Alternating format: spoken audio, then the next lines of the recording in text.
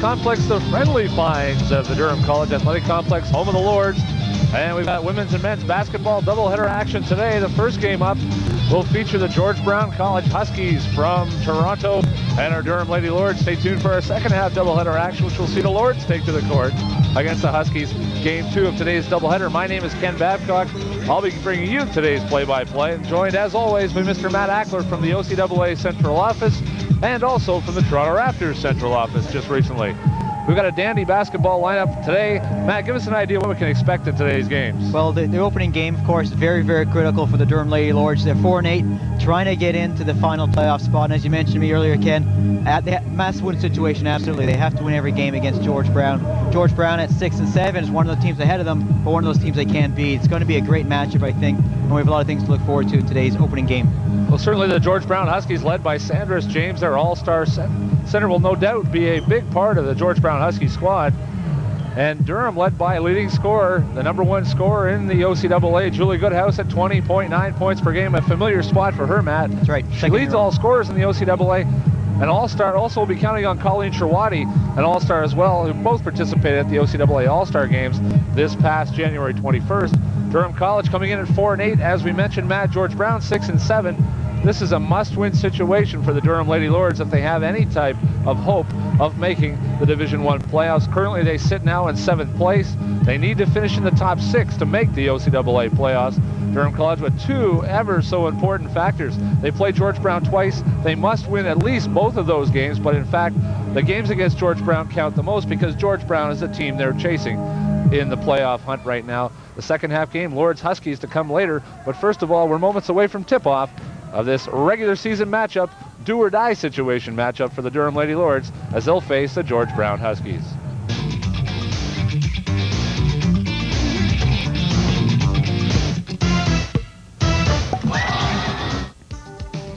If you have any questions, comments, or suggestions about your community channel, Rogers Community 10, please call the Rogers Response Line at 436-3500. That's 436-3500.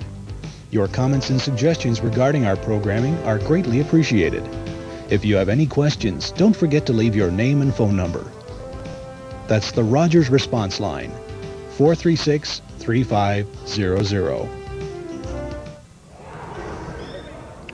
We're back here, moments away from tip-off. It's George Brown College, Durham Lady Lords on tap here. Must-win situation, Matt, as we mentioned in the opening. We're talking about a must-win situation. Coach Ernie Rainbow, assistant coach Mike Duggan have to come up with a win with their Lady Lords troops tonight.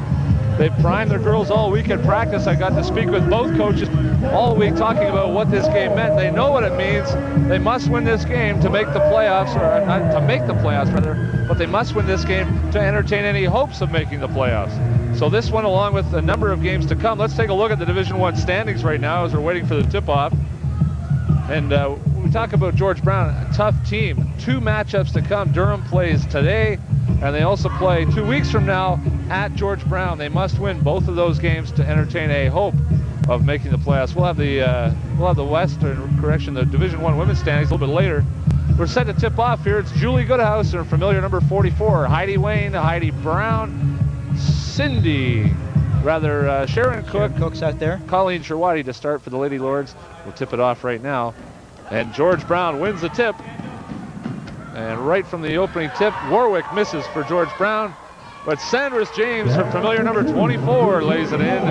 And starting for George Brown is Ida Gabrielle, Sandris James, Maureen Rooney, Suzette Simpson, and of course number 10, Charmaine Warwick. Ken, we saw Sandris James get offensive rebounds all throughout the All-Star game, and we saw her do the same thing here today to start the game. Now Durham's first possession does not go well. However, it goes back to George Brown.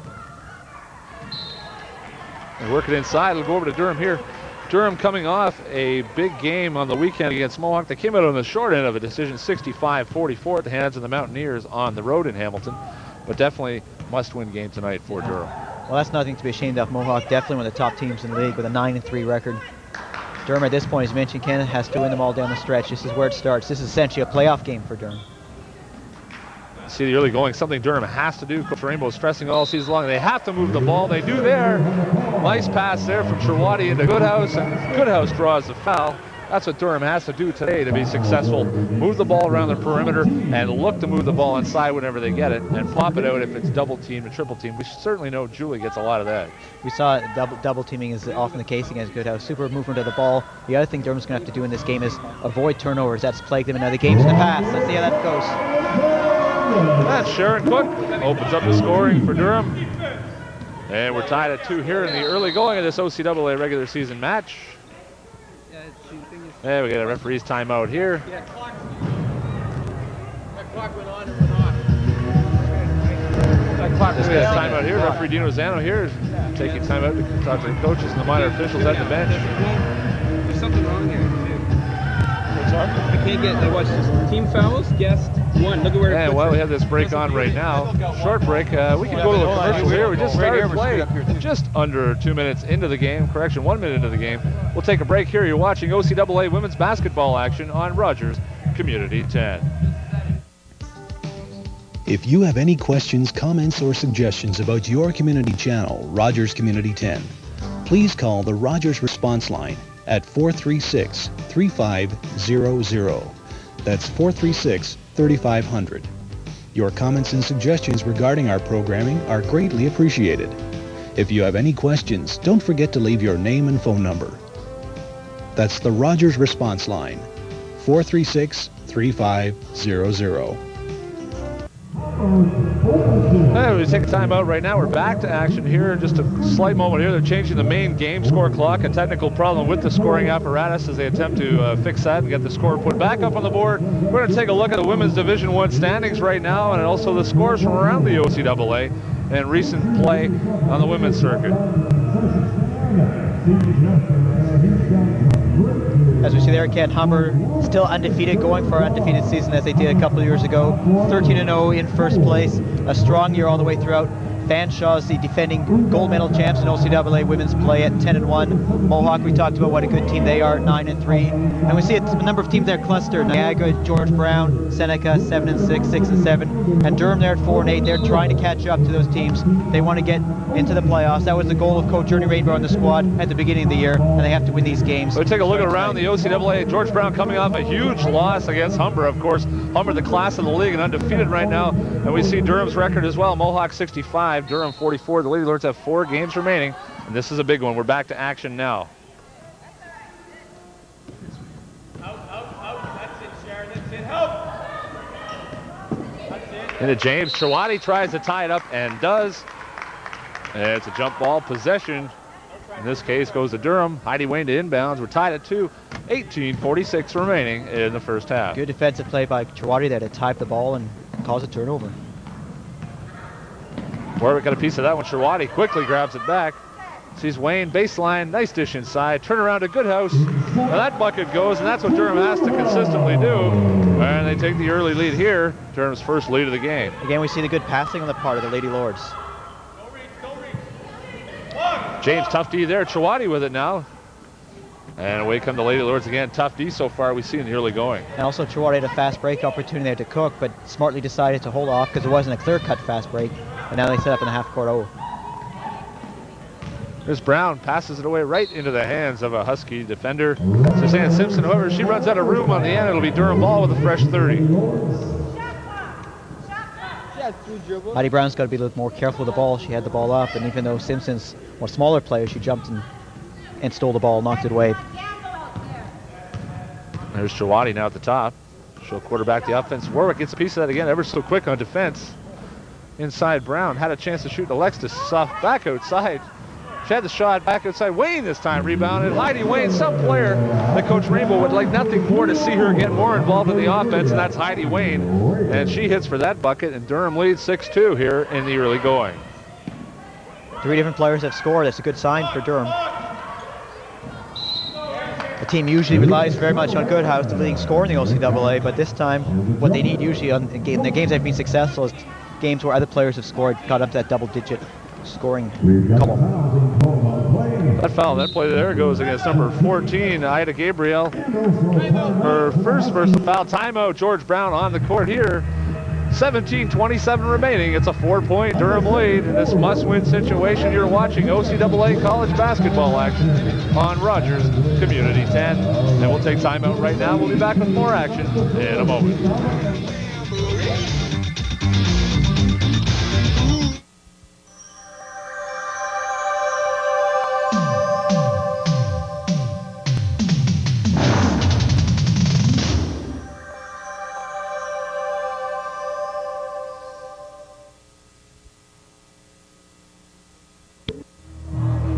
And we see Coach Duggan here, Coach Rainbow. Last-minute words to their troops there, taking advantage of the George Brown timeout. They're back in action here. It'll be Durham ball. They lead 6-2 here in the early going, and Matt, definitely what Coach Rainbow wanted to see. They haven't got off to the best of starts. They got off to a terrible start in Hamilton on the weekend, trailing by 16 at the 10-minute mark. And it looks like they're trying to make amends of that and get the quick start. Certainly the team has had strong second halves the last 3 games. Let's see what they can do now with this quick start. Perhaps it's the realization of the importance of this game. They don't want to get behind and find themselves playing catch-up the rest of the way. Well, that's a big foul there. We see called underneath the basket, number 14. If we're correct here with our score, that's Gabrielle's third personal foul. Team's third. She's at all 3. And big foul trouble for Gabrielle here in the early going with her 3rd foul already. Well, when you guard Julie Goodhouse, it's not uncommon occurrence to pick up a lot of fouls, leading scorer in the league, as we mentioned several times already. Great interior pass off the inbounds. Nice pass there. Chawati regains it, takes it right to the hole, goes around. James can't get it to go, unfortunately. And back come the Huskies. But nice offensive moves nonetheless by the Lady Lords. And George Brown sets up their half court. Warwick inside. Gabrielle this time, and it's a foul the opposite way. It's going to go against Heidi Wayne. And that'll be Heidi's first foul. And also the team's first, Matt.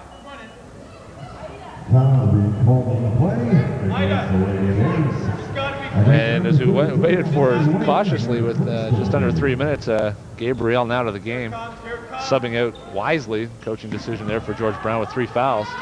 And back comes George Brown there. Nothing off the board for Simpson. Gets her own rebound and a fresh 30. As always, if the player shot the ball is usually one of the best idea where it's going to bounce, and Simpson fouled her ball like a smart basketball player does.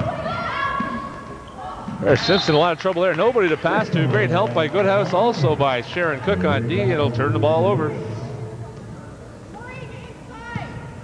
As I mentioned, the Lady Lords coming into this game at 4 wins and 8 losses in conference play. George Brown at 6-7. George Brown's the team Durham's chasing. George Brown currently in 6th place. Durham in 7th.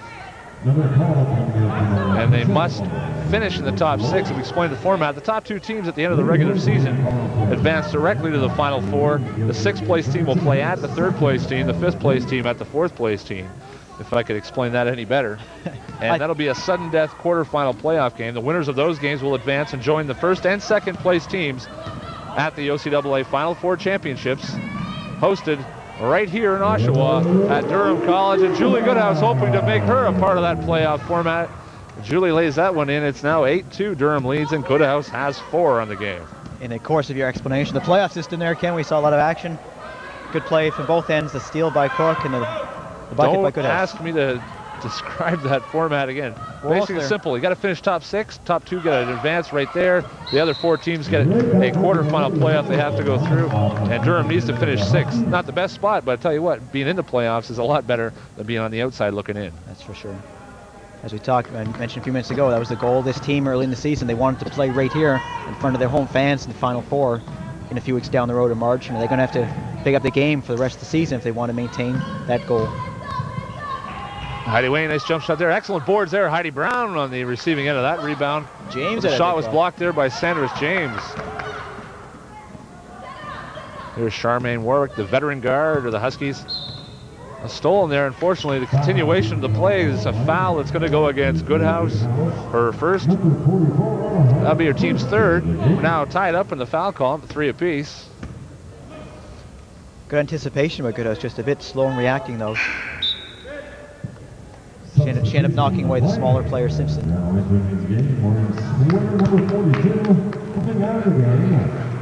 Jasbeck, number 42, is coming to the game as Heidi Brown, number 5, has a break, has a breather. Durham still leads 8-2. Oh, nice defensive read. Warwick not able to get the ball. Sharon Cook takes it all the way down the court and lays it in. Sharon with 4 points in the early going. A 10-2 lead, Durham by 8. Coach Rainbow has to be happy with this start. Yeah, that's about the third or fourth time that Durham has made a steal just like that. Part strategy, but excellent anticipation again by the Durham defense. That shot off the mark there. Chawati with it, and we got a foul here against Suzette Simpson. Her first, team's fourth, and Durham controlling the boards. And how often have we seen so far George Brown just getting one shot on the offensive front? That's a good sign for Durham. As we know, a team that against some of the other opponents have lost the battle of the boards. This time they're certainly winning, and that corresponds to a 10-2 lead.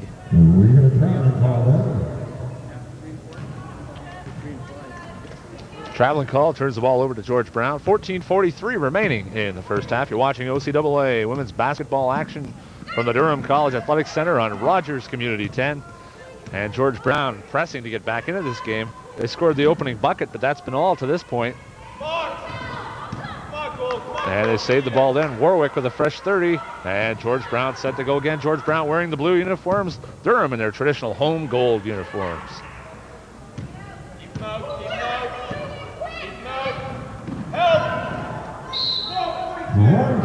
And Jasbeck caught, reaching in there. Chawati and Jasbeck trying to seal off the trap there on the far side. However, Jasbeck a little bit too aggressive, picked up the foul. Her first, team's fourth, and it'll be George Brown ball in the end. And really, George Brown hasn't been able to muster much offense at all. One shot, that's been it. If it doesn't go, which it hasn't, that's all they're getting right now with an offensive board non-existent for George Brown. And again, Goodhouse, one shot, rebound, Goodhouse there, and away come the Lady Lords. Chawati handling point guard duties, but having the ball right there, number 20, Cindy Miller, seeing her first action of the game.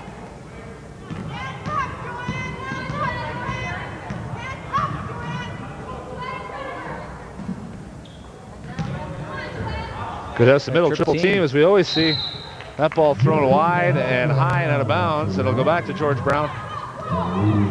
That's kind of play there. Goodhouse did look to see that pass and pop it out. She's feeling that triple team pressure all the time, and she's drawn that kind of attention all season long since her first season, her rookie season last year. She's really drawn a lot of attention when she hits the paint. You see a little full court pressure now by the Lady Lords. They had a long distance call there from the long official underneath the basket. It's going to go against Julie Goodhouse, her second. Durham showed their press defense for the first time this game, resulted in a turnover, but George Brown has had some troubles handling the ball. Durham has had about 3 or 4 steals already. Let's see if that's a strategy, a technique that Durham could use the rest of the game. Warwick yet to throw up a three-point attempt. Certainly likes the three-point range, one of the top three-point specialists in the league. James inside, the All-Star center pops it back out. They can't get anything going. Blocked by Goodhouse, and Goodhouse clears once again, and the Durham defense has been dominating so far in the early going. Played almost 7 minutes and still only 2 points scored by George Brown. Chawati gets her first bucket of the game, 12-2, Durham leads, and the press is on once again. Chawati averaging 4.9 points per game from her point guard position, hits for 2. Not a big scorer, but she's very vital to the Lord's success as the point guard and quarterback on this offense. And right now, the gold is smothering the blue right now on the court, and Cynthia Miller now into the game, number 20 for the Lady Lords, grabs a rebound.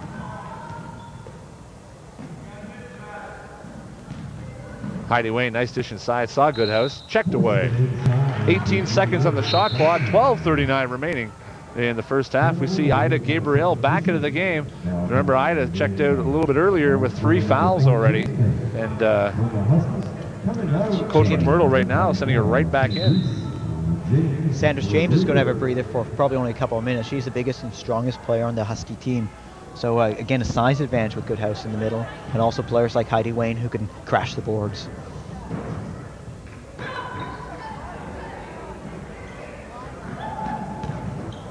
They swing it again, Jasbeck inside, turnaround jumper, can't get it to go, tough luck on the iron. A good decision by Jasbeck. No one's certainly going to complain about a shot, about a 10-footer, just off a little bit. Made the right decision. They swing it quick, Warwick this time. Simpson just out of her hands, Goodhouse chasing. And one thing Coach Rainbow doesn't want to see is Goodhouse pick up her third this early either. She has 2. And a pass inside. We got a foul there on the play. And number 23 from George Brown, Maureen Rooney, will go to the line here to shoot 2. Wayne was calling that one.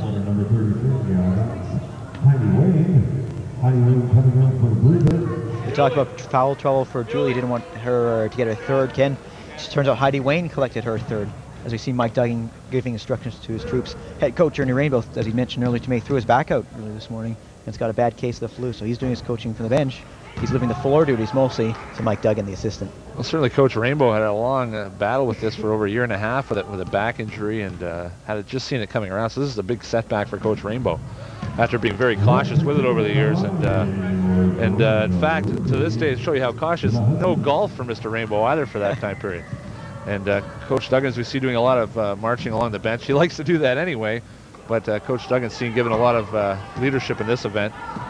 We also talk about a player in the game right now. As that bucket goes, George Brown finally makes the clock tick here. It's now 12-5, a 7-point Lady Lords lead, and number, as we see her run down the court, 41, Kathy Stasiuk, player of the game for Durham on the weekend. She had 13 points to lead the way for the Lady Lords on the weekend. Kathy, joining the team at Christmas, has worked hard in practice and has really decided to hone her skills and work hard in the second half and join the basketball team. Coach Rainbow pleased to see that with her height at 6'2". But Stasiuk, working hard, has now picked up the system. 13 points on the weekend to lead the Lady Lords in a losing cause, but nonetheless a bright spot, as I was talking to Coach Duggan before today's game. And that also, with Stasiuk's performance like that, she continues to play that way, allows Goodhouse to be a more dominating performer because you can't just key on the one solid inside scorer. Last couple times we've seen some turnovers. It's now 12-5, Durham leads. Durham has to maintain the intensity and concentration they showed early in the game. There's Goodhouse, tough to stop from the baseline. She hits for 2. Again, nice passing on the inside from the Durham Lady Lords. Stasiuk got a hand on that one. They're going to tie it up for a jump ball, and Stasiuk goes to the floor as well. And really making her presence known quickly here. Tied up jump ball, possession arrow in favor of George Brown. They trail by 9. Stasiuk at 6'2" and native of Thunder Bay, Ontario.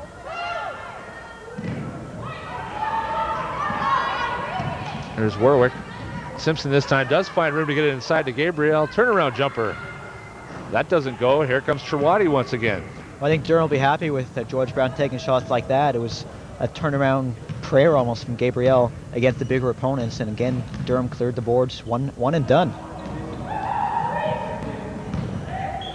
Jasbeck this time did see Goodhouse bumped from behind, no foul there. Here's Miller, they swing it again, 9 on the shot clock now. Here's Trewady. Let's see if she's aware of the shot clock. Nice pass inside, Stasiuk, turnaround jumper, and Kathy Stasiuk's going to go to the line here for 2 shots. And certainly impressed with her play in the early going, especially adding her height to the middle to take a little of the heat off Julie Goodhouse. Well, she presents a nice target inside, especially because she keeps that hand up high, much taller than any of the opponents in the court right now. It's a nice weapon that Durham can bring off the bench, and if she continues to play this way, it'll be a big contribution to the Durham Lady Lords. Strangely enough, the foul there, we're not sure where the foul was called. It certainly appeared to be obvious it was on the shot, but the referee's deciding it would be on the baseline here. I think it was inbounds there, goes wide. It was tipped out of bounds. It'll still remain Durham ball. Gabrielle has defended Goodhouse here in the game, and now she has to battle Stasiuk. Picks up quickly her 4th personal foul. She, excuse me, probably resting the rest of the half. Turnaround jumper, Melissa Jasbeck hits it. And it's an 11-point lead, 16-5. The Lady Lords lead, and right now, Gabrielle, one of their top players, sitting with 4 fouls. Tough assignment to cover Goodhouse. In the opening 10 minutes, she's picked up 4 fouls, and she's back on the bench. What's nice to see about Durham so far is a good balanced scoring attack. Goodhouse has usually to 6, but Cook has 4 and other players have 2. And the ball goes out of bounds there. Again, turnover, and Durham pressing all the time. And have really done a good job pressing George Brown into making mistakes. Jackie Green, number 23, has also checked in for her first action. Take a look at Julie Goodhouse wandering by the screen there. Native of Smith Falls, Ontario, and an All-Canadian 1 year ago, hoping to lead her team back to the playoffs.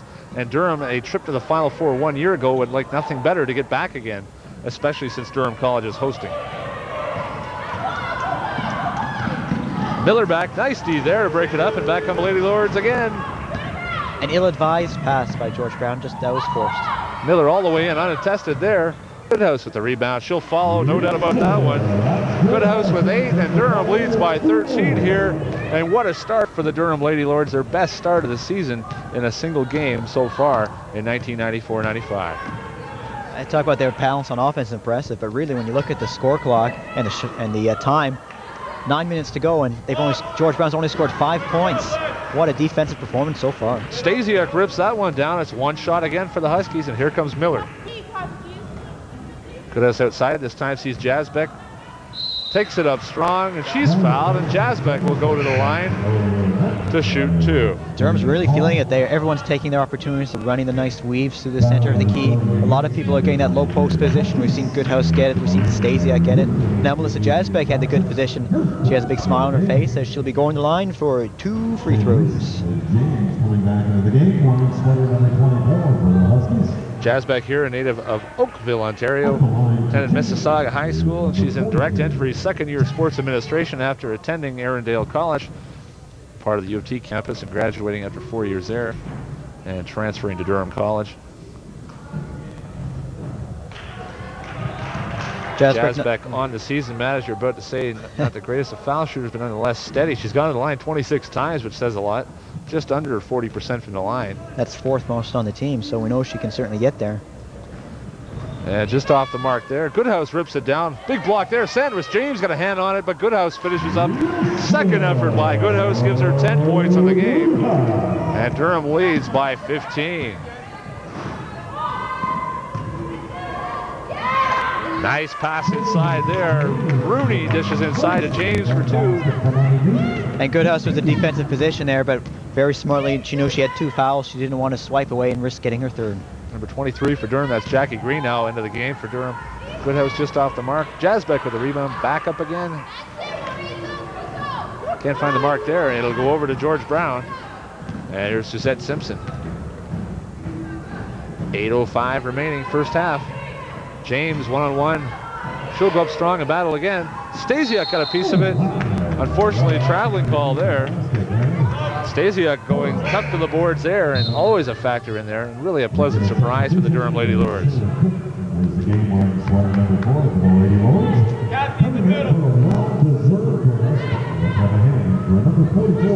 Julie Goodhouse, number 44, is going to be having a breather. Let's see how long she sits on the bench.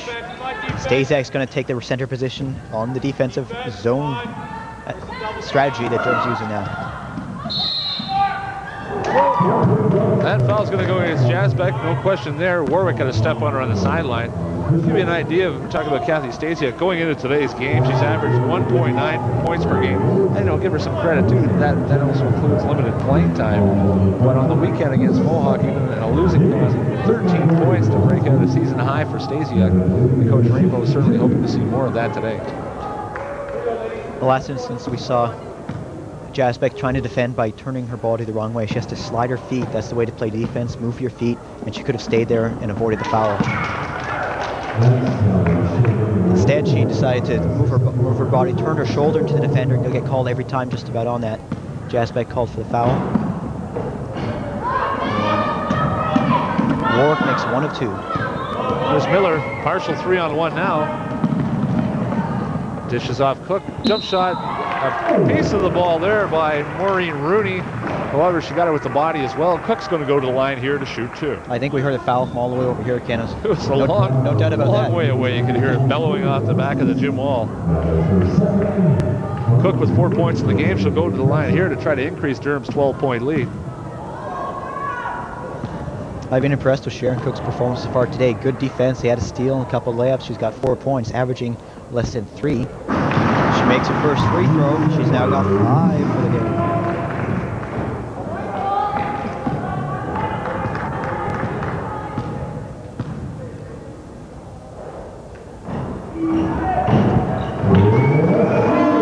Sharon Cook has superb form there. That particular occasion. 22-8. Durham with a big lead. They have the press, they show it, and they decide to pull back here with a big lead and 7:30 to go. Calling kickball on that defensive play. George Brown will maintain possession, and they'll reset the shot clock at the usual 30 seconds. George Brown has the ball on the far side.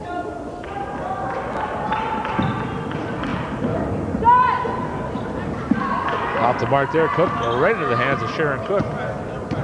And she'll bring the ball up here. Durham looking to increase her 14-point lead. 7:20 remaining first half. Jackie Green didn't go. James outlets there. And Rooney passes it back to Simpson, and away come the Huskies. And we got to see them really get going here if they want to get back into this game. Durham playing an outstanding first half. We all know they have had strong second halves. James with a power move there, showing her all-star caliber talent. She now has 6 points in the game, and it's a 12-point Durham lead. I'm not sure if the way George Brown started this game, perhaps they took Durham a bit lightly. They look at them maybe a 4-8 team, but of course they haven't seen them play, and we know that Durham's better than 4-8. Stasiak chases it down. Miller, they swing it again. Cook this time. 12 in the shot clock.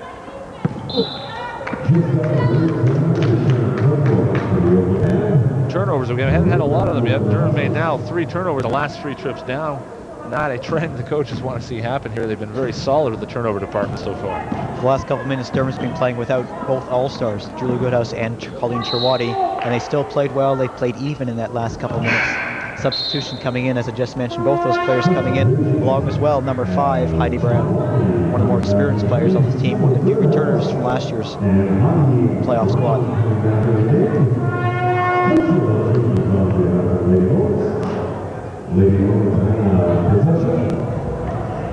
And Stasiak sits down, as we mentioned in the game now. Cherwadi, Brown, and Goodhouse. They join Cook and Miller to put a good squad out there. Still have the size advantage. Warwick so quick there, got a piece of it. Cherwadi had to pick up her dribble. Brown. Miller double teamed there, no one on her. Seemed to know what to do with it there. Instead of turning around, maybe taking a shot at shooting the ball. She's laughing about it now. She knows she should have. Got 6 seconds on the shot clock here. Cook to inbounds. Durham has to get a shot away quickly if they want to get an effective shot. Here's Cherwadi. 4 on the shot clock. Sees Cook. Nice pass inside. And they can't get it to go. Cook was certainly aware of the shot clock. I'm not sure Cherwadi was. I think she was. Cook certainly knew about it, got the shot away quickly. Here's Simpson now, 5:47 remaining first half. Lady Lords by 12.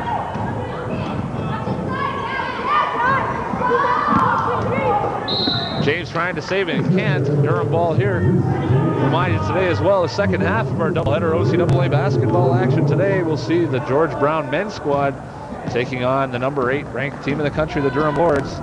Take a look right now at the women's scoring leaders, and Julie Goodhouse on top, 20.9 points per game. Leading the way again, but followed closely behind a couple of Fanshot stars that we've both seen, Matt. We've seen them play over the last couple of years, and also we've seen them play in the All-Star game, played for the last 2 years here at Durham. And we see at the bottom there, Sanders James from George Brown, leading scorer for the Huskies at 13.4 points a game. And we should point out also Cindy Tyndall from St. Lawrence College, MVP of the All-Star game, played just a couple weeks ago. So outstanding players. We're back to live action here. Here's Cook right side now. Brown sees Goodhouse wide open from 15. Can't get it to go there. Nice pass by Brown, however, but nothing to show for.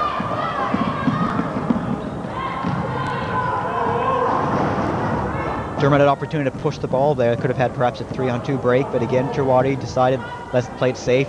We've got the big lead here, 22-10. We're playing smart. Let's keep it that way.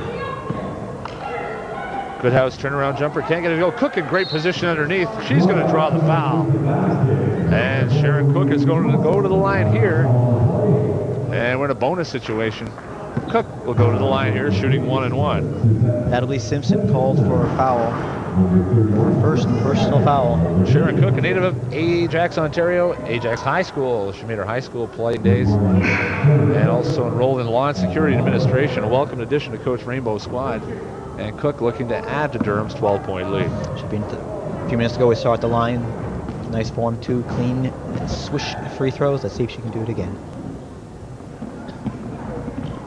Off the mark there, right back in her hands, dishes off. Brown had an opportunity to shoot the ball. 3 seconds, and she's got to shoot that ball from 8 feet.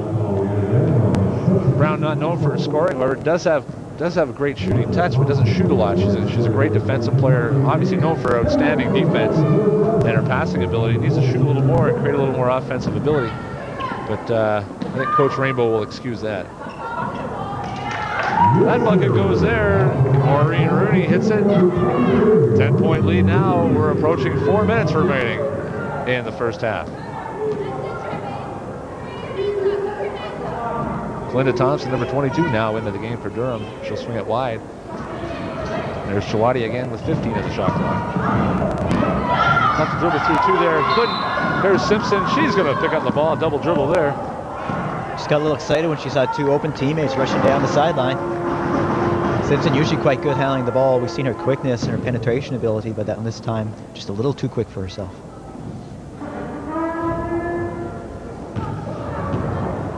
Here's Miller. Fresh 30. 3:52 remaining first half.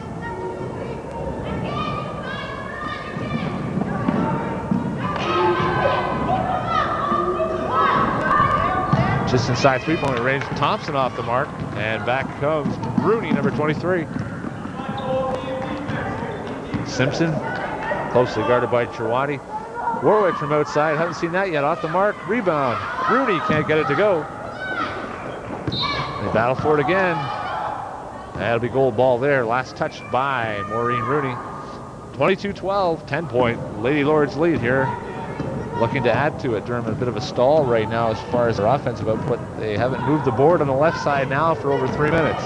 1 point, excuse me, the score is about 18-5, but since then, George Brown has scored the Lady Lords by 7-4. Durham is not in position really to be coasting at any point. They need to go all out for the whole 40 minutes.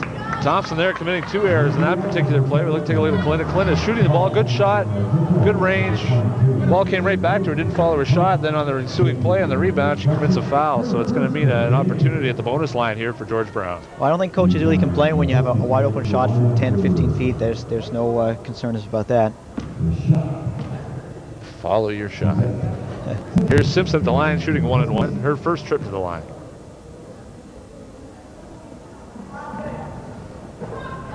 And can't get the friendly roll there. Goodhouse clears out with the boards.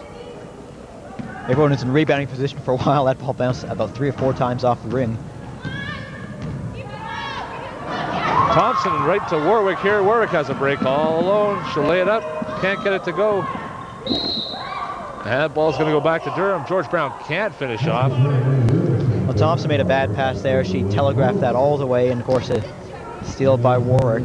That's happened a couple times now for the Durham Lady Lords. They've got to fake high and go low, fake low and go high. Do something to make sure that they don't turn over the ball. That was killed them in a couple games, and they weren't doing it for the first 10 or 15 minutes. Chawati, nice pass inside. Brown, as we mentioned, partial block. Goodhouse for the big rebound. She'll take it up strong. Goodhouse for 2. She now has 12 points, and she's going to go to the line here to add a bonus shot as she draws a foul. The basket counts. Goodhouse with the first chance for a 3-point play today, but you see what a scorer's mentality she has, Ken. She knew that Heidi Brown shot, the ball was tipped. She went right into the basket, got the rebound, and went straight up and went strong to get the bucket. And Goodhouse hits there, averaging 66% for the foul line on the season. She's gone to the line, we count that time, 97 times this season. Outstanding player, has seen a lot of trip at the charity stripe this season. And she now has what we call a big game in the first half, 13 points in the first half for Goodhouse. When you talk about going to the line, as you mentioned, Goodhouse beat the line 97 times, far and away the most in the OCAA this year.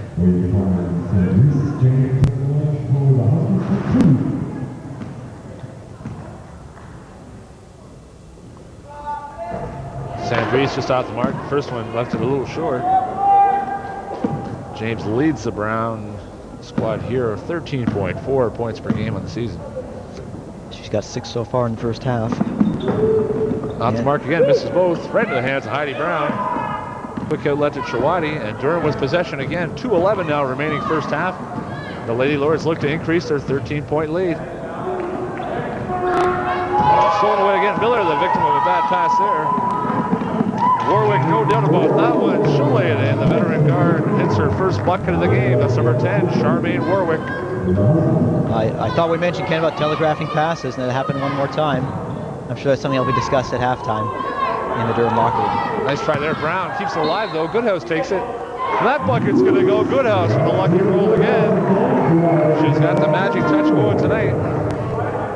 Friendly roll on that home court rim. look to add to her total right now. She has 15 on the game. Julie Goodhouse, we might mention here, also a holder of the Durham College ladies single game record of points scored in a game with 34 set 1 year ago.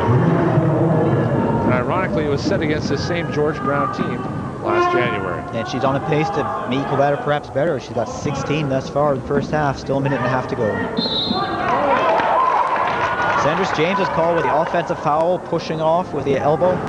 Pushing off against Goodhouse. Good job of defense by Julie Goodhouse. She can play offense, we know that, but right there she also plays some tough D.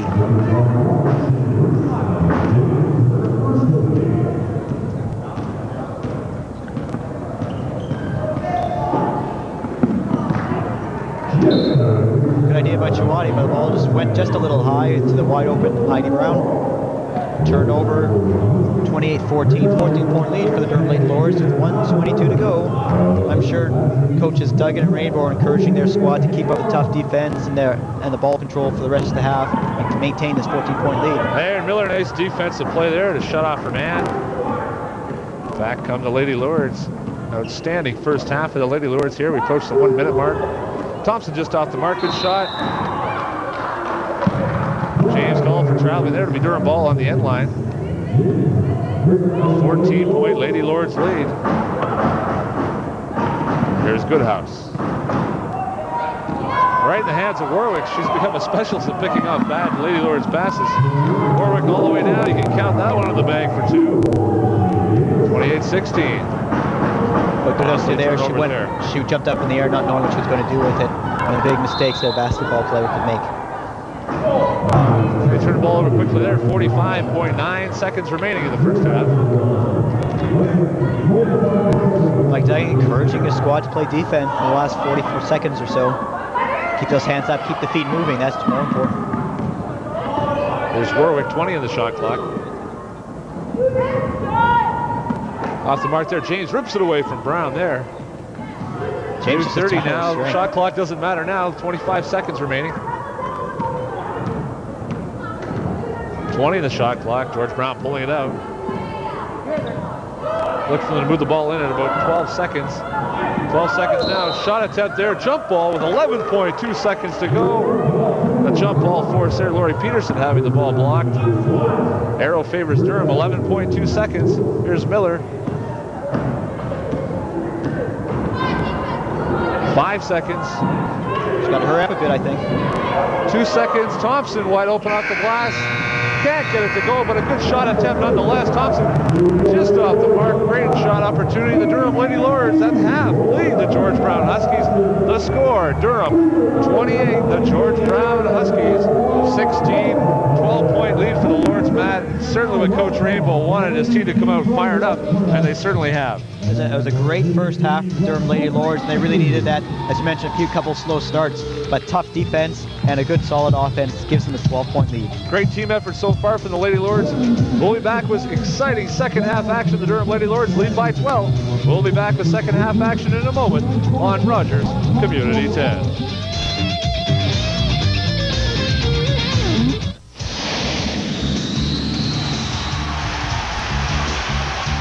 Do you have an upcoming sporting event that you'd like advertised free of charge? Well, you can get your message into almost 74,000 homes across Durham on the Goal Line Upcoming Events billboard. Just call Tom at 436-4141 or leave your name and phone number on the Rogers response line at 436-3500 and we'll get back to you. It's as easy as a phone call and there's no charge. The Goal Line Upcoming Events billboard, only on Durham Region's Spirit of Sport. Goal Line. Get with the program.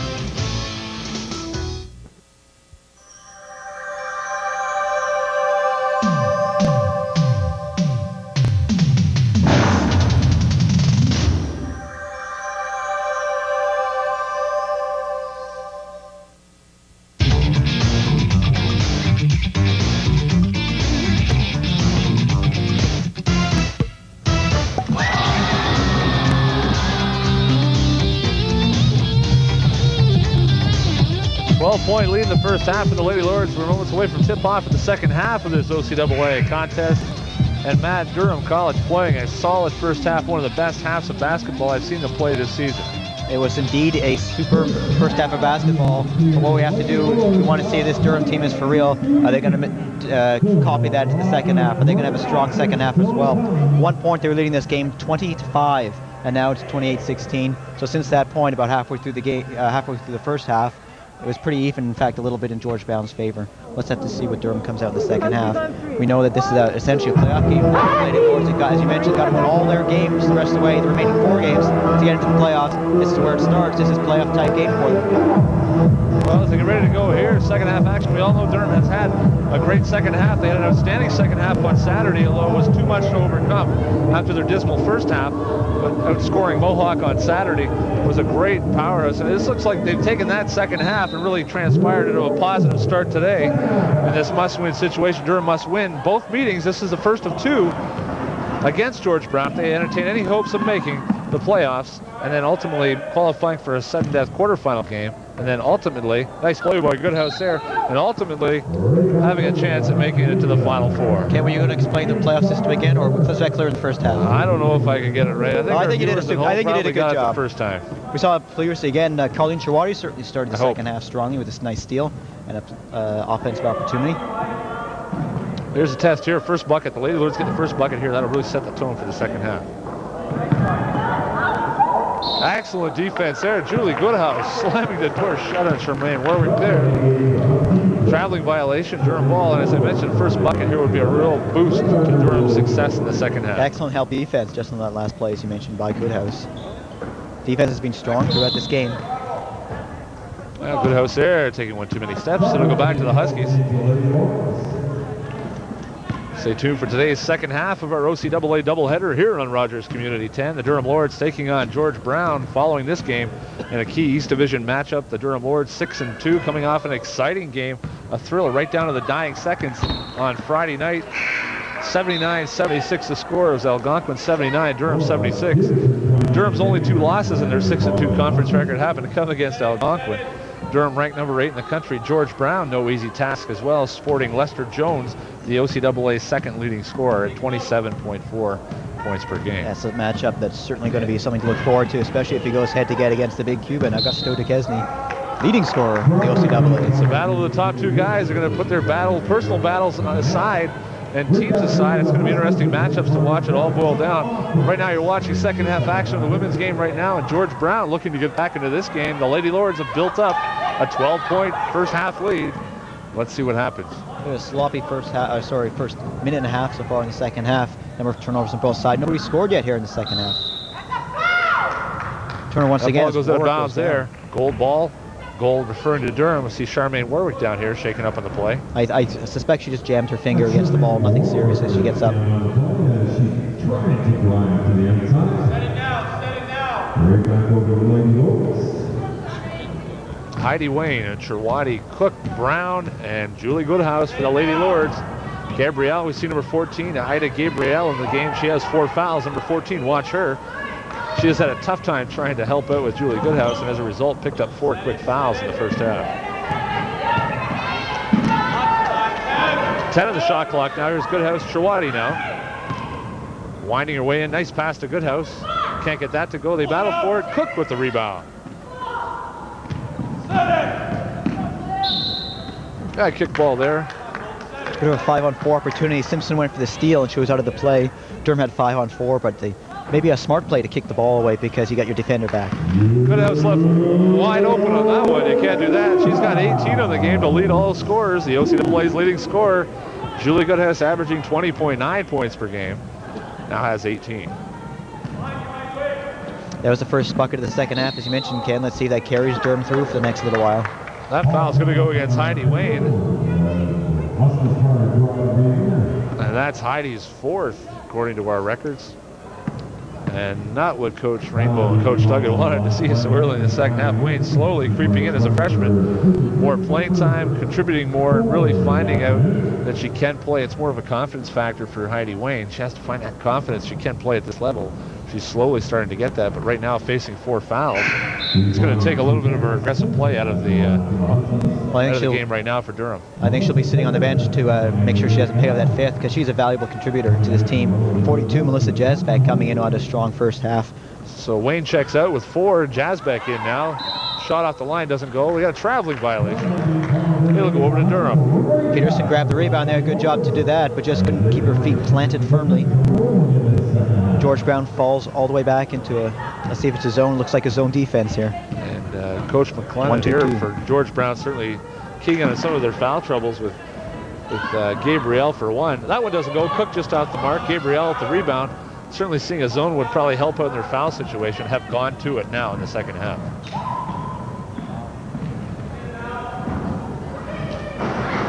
Warwick, nice save on the sideline. Keeps it alive. Simpson, 15 in the shot clock. Here's Warwick baseline. Tried to scoop shot along the baseline. Just couldn't go. James again, the tower strength. Sandries James rips it away. She had 6 in the first half and now has 8 on the game. Back to a 12-point lead for Durham. And half of those points of her total of 8 have come off offensive rebounds, just like that one was.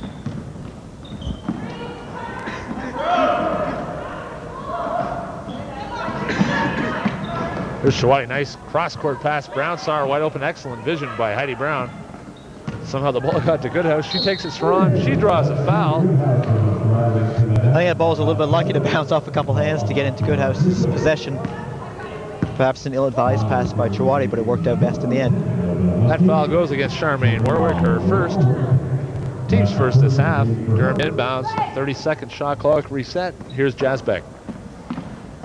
Nice inbounds. Cook can't get it to go. Good execution. James, and away come the Huskies. Goodhouse runs it down, and back come the Lady Lords. Goodhouse wisely setting it up. And Goodhouse, like a smart player, as you can see, doesn't pick up her dribble right away. Maintains all the options.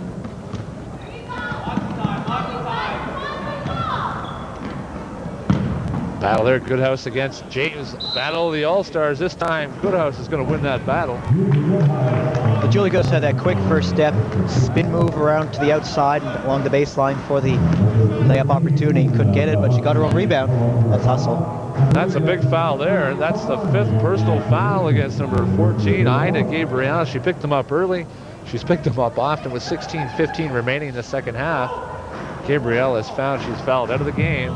No points for Gabrielle and a tough loss. One of the starters for George Brown out already. 16:15 remaining in the second half. It's Durham 30, George Brown 18. You're watching the OCAA coverage of women's basketball action from the Durham College Athletic Complex, and we see Coach Rainbow now. I think it's taking advantage of this quick timeout. It's back's probably a little bit better with a 12-point lead here in the second half. Appears to be okay. Playoff bound, March Madness. I think that has a quick healer as far as backs go. I think, as you mentioned, Ken, Gabrielle fouled out with 5 personal fouls. As we see the playoff schedule coming up very shortly, OCAA Final Four men's and women's action right here at the Durham College Athletic Complex, March 3rd and 4th. It's going to be a huge weekend of college basketball action. The best players in Ontario will be here. Goodhouse at the line now, Smith Falls native. Leading the league in scoring, as we mentioned. We talked about the OCAA Final Four. Anybody got a chance to see the Algonquin game live? Wasn't a TV game, live on Friday. Outstanding hoops action every single game, all 8, all 4 semifinal games, men's and women's, and all 4 medal games, bronze and gold for men and women, will be exactly like that game, right down to the wire. Last year at Ottawa at the men's championships, every single game was decided with 10 seconds remaining. That was outstanding at basketball last year in Ottawa. And we're going to see more of that this year in Durham College, the host, right here in Oshawa. Get your tickets early. Admission's $5. Tickets are sold in session. Session 1 is the semifinal action on Friday, March 3rd. Session 2 is the medal round action. $5 as well for that. Gives you a pass to Session 1. And Session 2, $5 a piece. 4 games for that 1 ticket admission. An outstanding value. And you're going to see it right here in your own town. Here's Simpson. Miller, tough D. Long time in the key is James. She gets it away. Battle underneath. Can't get it to go, and Heidi Brown rips it away, showing tenacity as always on the boards. Rips it away is the right Lady phrase Lords. indeed. She did. Yeah, sorry to interrupt, Ken, but just ripped it away is the right phrase. She did it. That's what you have to do when you're fighting for the rebound. And that's what they have to see more of. The Lady Lords have to bear it. Backs against the wall. Certainly have risen to the occasion in the first half. Goodhouse. Tough against James. She wins the battle again. Goodhouse now with 20 on the game, just below her season average. She got 5 here in the second half. In fact, all 5 Durham Lady Lord points in the second half. Actually, we've added 21 points now. She's just above her season average. She has 21 on the game. 16 in the first half. There's James, tough D there. Brown battling underneath, fronts her. That goes wide. Jasbeck tries to save and does to Cook. And with 14:49 remaining, it's a 13-point Durham lead. And this the start of the second half is similar to the start of the first half. With 5 minutes played, George Brown's only scored 2 points thus far in the half. There's Brown, had a shot to shoot. Hesitated a moment, let James catch up. Goodhouse follows. And she has 7 in the second half, 23 in the game. Goodhouse did a great job there of grabbing the rebound and spinning quickly to the outside away from the defender. And she knew exactly where that ball was going, right up and in. Nice D there, Goodhouse. Playing James well there, intercepts the pass. Sharon Cook now. Jasbeck wide open from 12, off the mark. Brown hustles for it, comes away with it. Miller sets up, however, tipped away. Warwick tries to run it down, and Sharon Cook had to draw a foul. Probably a good foul in essence. It was probably 2 points for the Huskies. Especially with Charmaine Warwick. We've seen her do that 2 times already for layups. And she was certainly going all the way for her third right there. As you mentioned, good foul by Cook. Stops the fast break opportunity. That's Sharon's first, just the team's second this half. And back into the game, number 41, we talked about her before, Kathy Stasiuk. And she'll take on the duties of guarding Sandrese James.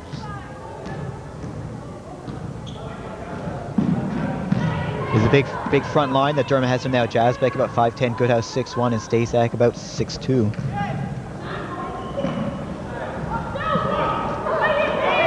And Stasiak, quick as she's in the game, quick as she grabs a rebound, and back come the Lady Lords here with Sydney Miller. Lady Lords, an outstanding first half, really have come to the forefront offensively. Defense, the name of the game, has fallen all around good half, and Durham looks to be in the same mode second half. I'm sure Coach Rainbow reminded them what this game meant at the half. Goodhouse, nice dish inside. Stasiak right back up, and Stasiak hits for 2. Number 41, Kathy Stasiak, an outstanding addition to the Lady Lords, now making her presence felt in the last 2 games, this one, and also a 13-point effort in Hamilton on the weekend. I talked about the big front line. I think that was a good example right there. Stasiak crashing the boards. No one there to defend her, especially when Goodhouse is in there as well. Stasiak there again, blocks that, rips it down. And right now the Lady Lords are being very stingy. They're not allowing any access to the basket.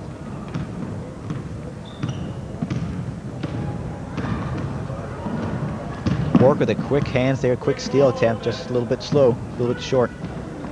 Cook, nice jumper there, background doesn't go. Stasiak rebound. However, Stasiak's going to be called for the foul there. That'll be her first, team's third. Well, nothing wrong with that foul, Ken, nothing at all. It was a good aggressive play going for the rebound, and she was able to grab it, which I'm sure would have resulted in 2 points for Durham. 19-point lead, 37-18. Certainly the biggest lead of the game so far for Durham. 12:20 to go. Touch foul there. Referee's hammering down on Stasiak. That's her second. Picks it up quickly within a matter of seconds. Team foul number 4, and George Brown will hang on to the ball. But nonetheless, the biggest lead of the game, as you mentioned, 19 points. And Jackie Green now back into the game. Steals the ball away there. And she's got a break, a partial break. Warwick chasing. Takes it to the lane. And she lays it in for 2. Jackie Green's on the board. Green in the Sports Admin program as well. A direct entry from Mississauga. Went to Streetsville District High School. Coast to coast for Jackie Green there. First 2 points of the game. James, nothing doing there. Miller wraps the rebound. And you notice Stasiak picking up 2 quick fouls. Went straight up on that one, not allowing the referees to call anything against her.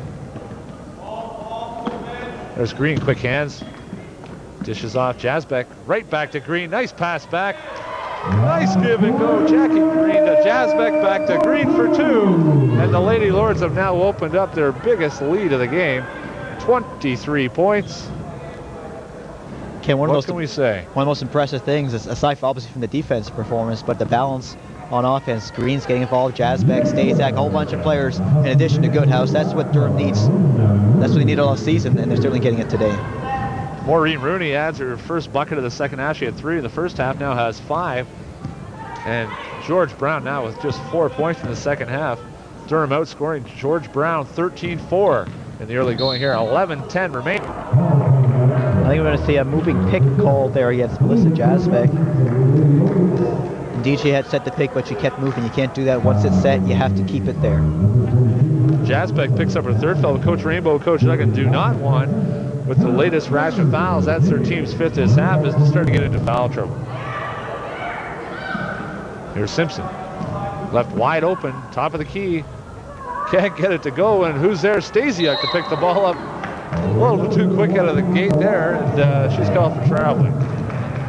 She did a good job to go after the ball, but most important thing is you have to keep the ball, and she just took an extra step.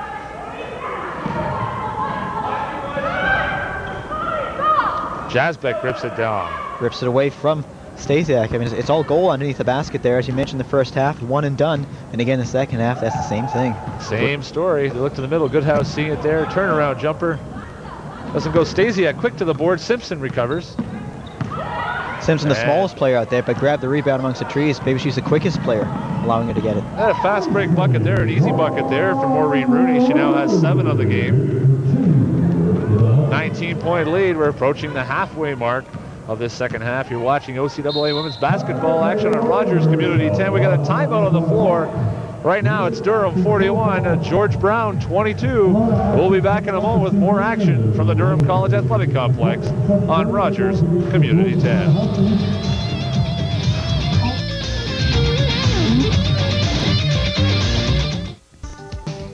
If you have any questions, comments, or suggestions about your community channel, Rogers Community 10, please call the Rogers response line at 436-3500. That's 436-3500. Your comments and suggestions regarding our programming are greatly appreciated. If you have any questions, don't forget to leave your name and phone number. That's the Rogers response line, 436-3500. Choctaw time here. April McLennan here from George Brown. Stressing the importance now. They've been beat all night on the boards. They really have. They haven't had a second shot opportunity very often on the boards. Coach McLennan right now trying to get this through to her team before it's too late. 19 points with 10:20 remaining. Not insurmountable, but certainly got to start taking a stab at it and starting to chip away. We take a look now at Coach Duggan charting some information here for the Lady Lords. It was in fact the Durham Lady Lords who called that timeout. They had a bigger lead and just slipped away. A couple fast break opportunities for the George Brown Huskies. Cut the lead by a little bit, but I think Durham's got to maintain possession of the ball.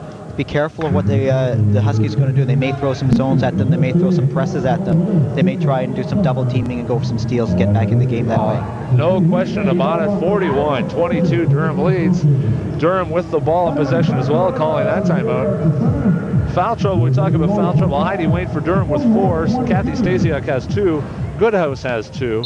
Gabrielle already fouled out of the game, a starter for George Brown. And the other person in trouble for George Brown is Suzette Simpson, their point guard, who has 3. There's Warwick Green, hustles back to slow it down. James forces that one, but luckily gets the ball back.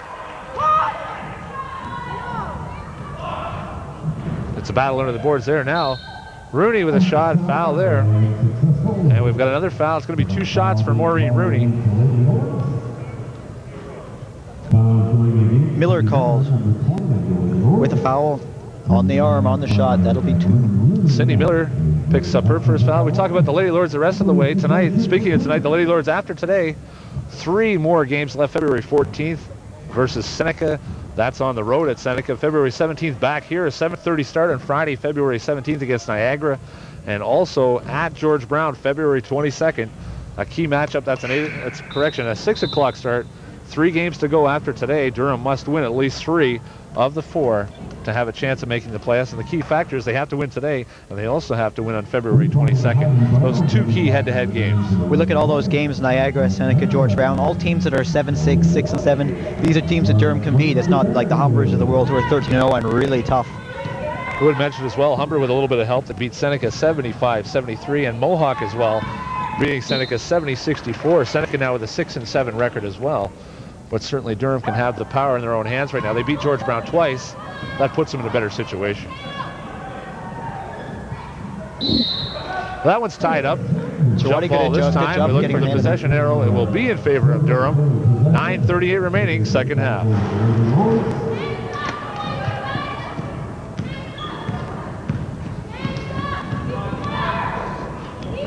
Nice pass there from Jackie Green inside to Julie Goodhouse. Goodhouse now with 25 points, 9 shy of the single game record, and her season high of 30 set in November. Jackie Green, I've been very impressed with her again, coming off the bench, both offensively, defensively, and good passing as we saw in that last play. Rooney's had a big second half here. 8 points for 11 for the game, certainly leading scorer for the Huskies today. Yeah, really impressed with Maureen Rooney. Maureen, a solid player. You know, we take a look at her scoring percentage as far as that goes, 8.8 points per game, 65% from the line. She has gone to the line 28 times in the season, but certainly showing a season high output here, 11, with her season high being 8.8 points per game.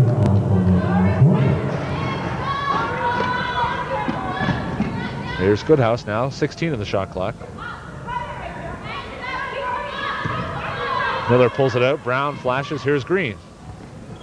Running Jay from 8 feet on the right side, and Jackie Green hits nothing but net there. She has 6 points on the game. All of those 6 points in the second half. She's been a spark plug here for them. Nice pass inside, can't get it to go there. Number 12, Lori Peterson. Tough luck all night for Peterson. Here's Rooney, the hot hand, and the hot hand continues now. 10 points in the second. She has 13 on the game. Number 23, Maureen Rooney. Tipped away again. Miller has not been able to do a very good job getting that pass over to her point guard. And Charmaine Warwick makes her pay for it. 7 on the game for Warwick. That cuts the lead to 15. Ken, is that about 4 or 5 times Warwick has done that, stolen the ball? I count 5 at least, and something Durham has to cut down on because it's an automatic 2. And again, they come away with it there. Scramble, however. It'll be a jump ball this time in the favor of the blue uniformed Huskies. However, they got to cut down on the turnovers. If they want, at least with the turnovers, got to cut down on the turnovers that are leading to direct fast break buckets. Back into the game for Durham, and Cindy Miller will take a break right now and a breather. And back into the game is number 4, Sharon Cook. Cook's also done a good job throughout the game. She's had a couple of those steals herself, just like Warwick has for George Brown. Here's Simpson. That time it was Rudy with the hot hand. That bucket's going to go there. And she knows exactly where she's going to go now. That's Sandrese James for 2. She goes right to the foul line. She's going to have an opportunity to add another. This could cut it to 12. I'm sure in the George Brown huddle next time we'll hear that was a pass, but that wasn't that wasn't a pass. Good job by James to crash the offensive board. She's now got 10, chance to make it 11. As you mentioned, cut the lead down even further. James doesn't get it to go. Rooney keeps it alive. Brown chases it down, unaware that it was going to be Durham ball anyway. A good hustle nonetheless, 45-32. Durham leads, 13-point lead, 7:42 remaining in the second half. Certainly we still have a ball game here. Durham perhaps thought they had this one wrapped up, but not the case. Brown, nice pass inside. See Goodhouse there. New 30. Here's Cook over to Green.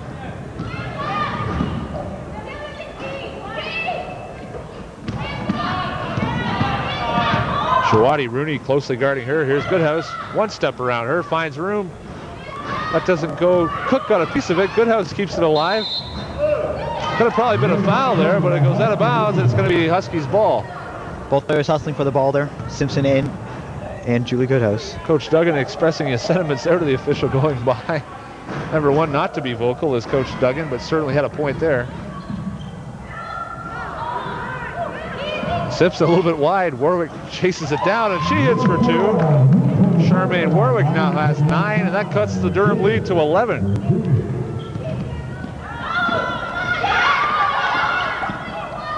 Cook slows it down here. Durham a little bit excited here.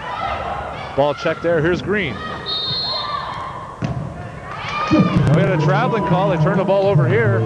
6:43 remaining second half, and George Brown, if you can feel it building a little bit, Matt, here, I think has the momentum swinging their way right now. Momentum is certainly in the favor of the Huskies. Bucket here can cut it down to single digits. We're having a timeout. I think Durham realizes the situation. Good timeout call there. Duggan calls a timeout there for Durham. 6:43 remaining. As we mentioned just before the timeout, Heidi Wayne subbing back in. She had 4 fouls, but they certainly need Wayne on the boards. 6:43 remaining. It's Durham 45, George Brown 34, Matt. What's Coach Duggan telling them right now? Well, I think he's emphasizing the fact that possession of the ball, don't turn it over. And again, we see Mike Duggan leading the troops as maybe with the deficit cut here, Ernie Rayno has a bad back again. He's standing behind, letting Duggan do the talking to the team. Possession of the ball, maintain it. You see him diagram some plays there. But also defense. When they were playing defense before, they were allowed one shot. They were blocking shots, and that hasn't been the case thus far. We talked about Durham's must-win situation right now. It's 11-point lead. Certainly seemed a healthy lead to have with 12. They had it up as high as 21 points at one time. And they've seen that whittle down to 11. George Brown with a bit of momentum building, but the Lady Lords quickly calling timeout to quell any bit of momentum and take a breather here, and certainly look at what they're going to do the next 6.5 minutes. Good call on the bench. Leading to the end of this game. A good call on the bench for Durham to call the timeout. You see some of the fans there. We had a look at April McClellan there. She's part of the great U of T teams in the 1980s and went all the way to the national championship rounds. Coaching now, as a number of her teammates are, superstar players now coaching. Julie Take a look at that. Another outstanding game for her. 25 points on the game, but not just to mention that balanced scoring. Sharon Cook with 6 already. Jackie Green has hit the scoreboard for 6. Jazz Beck and also Heidi Wayne have contributed, and Heidi Brown doing a great job on the boards along with Stacey have really told the story so far. And the key is turnovers. Not the fact they have, but the fact Durham has not turned the ball over very often. Hot shooter right there, Warwick. James can't get it to go there. And who's there? Heidi Brown, as we mentioned. Another great job on the boards. And Cook with the ball now. 11-point lead, Durham.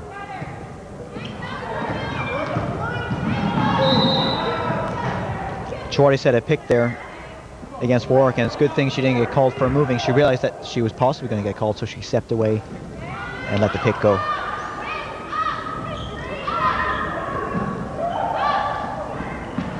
There's Cook. Warwick all over here. No foul called there. Here comes Rooney. She's had the hot hand the second half. Checked out of bounds, and Rooney will keep the ball. George Brown underneath the basket. But certainly, if we talk about turnovers, Durham now the last couple of possessions have turned the ball over.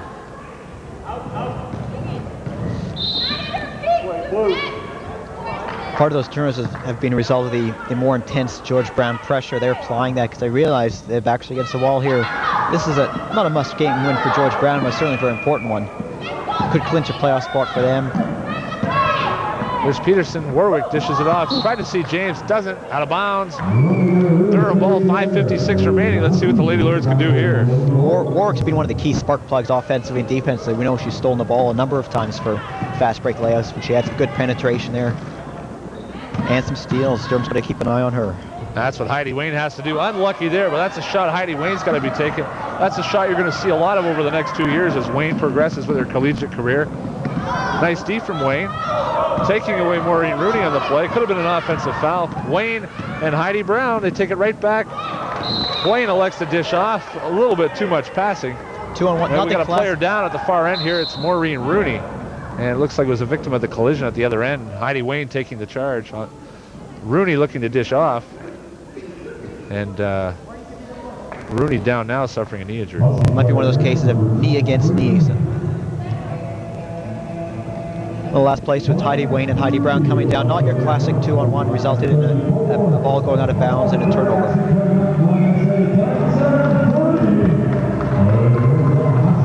Rooney getting up and walking off the court. Yeah, I think she'll be fine. And of course, a very valuable player for the George Brown Huskies today. Rooney certainly with a hot hand here. 9 points in the second half. She's going to take her time walking down to the bench area. And Rooney with a big second half. She had 10 points in the second half, 13 in the game. She's going to take a breather. She appears to be okay. A little bit shaken. May just have bruised knee for a Charlie horse. She's going to take her time here. Coming into game to replace her, number 11, Joanne Gomez. Saw a little bit of action in the first half, but not get on the scoreboard. There's Warwick. Heidi Wayne guarding her.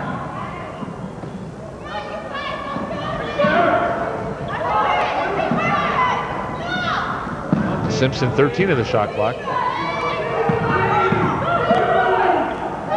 Shot clock down to 7.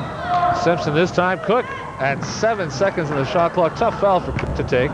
7 seconds on the shot clock, ball up at the top, even at the top of the circle. That's Cook's second, but the key thing here, it stops the clock for one thing, and also it's a bonus situation now. George Brown shooting bonus. Durham in a situation now. George Brown with only 2 fouls in the second half are still 5 away from the bonus situation. And that could be critical down the stretch. 1-on-1 opportunity Certainly here. Coach McClellan wanted for George Brown. They get a chance to score points when the clock is stopped. However, George Brown didn't take advantage of that. George Brown, an average shooting team at best, 44% on the season. Durham over 50%. There's Heidi Wayne. They got to reset it. Picks off there. Here's Cook into trouble in the middle. And she's called for traveling. 4:48 to go.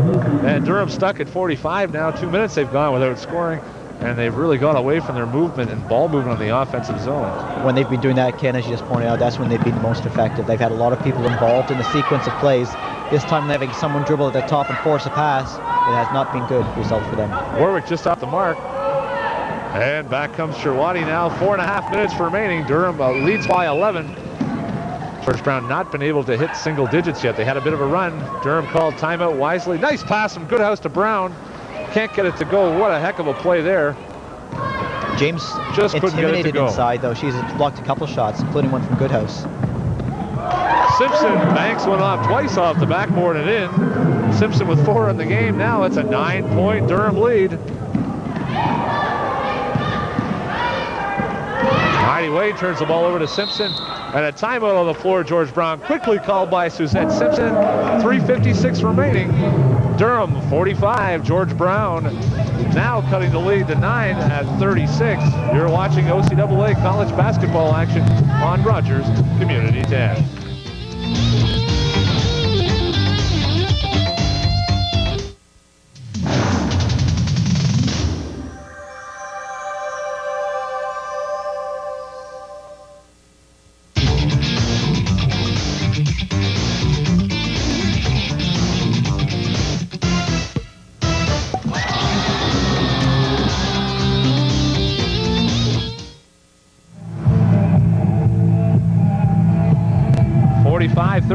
Timeout on the floor. George Brown calling a timeout. They have possession of the ball as well. They're going to look here after charting out a play here. They're going to look to cut the lead to 7 and hopefully get back into this game right now. George Brown definitely with momentum swing, Matt. Absolutely. The Huskies have momentum in their favor. He's going both ends of the court offensively and defensively. Mike Duggan, as you see, with Ernie Rainbow standing over his shoulder talking to the troops here. They've got to re-emphasize the importance of this game. This is a must-win situation for the Durham Lady Lords. 3:56 to go, and you see there on the score clock, bonus situation, certainly foul situation, certainly in favor of George Brown. Also keep an eye on Maureen Rooney on the bench now. It came out of the game with over 4.5 minutes remaining on that collision with Heidi Wayne. Suffered a bruised knee, it looked like, from our angle, and came out. Keep an eye on her to hopefully come back into the game. She has been absolutely on fire for George Brown in the second half and leads all George Brown scorers with 13. And we'll see what happens here. George Brown with the ball. 3:56 remaining in the second half. Durham in his zone, 2-3 with Goodhouse in the middle.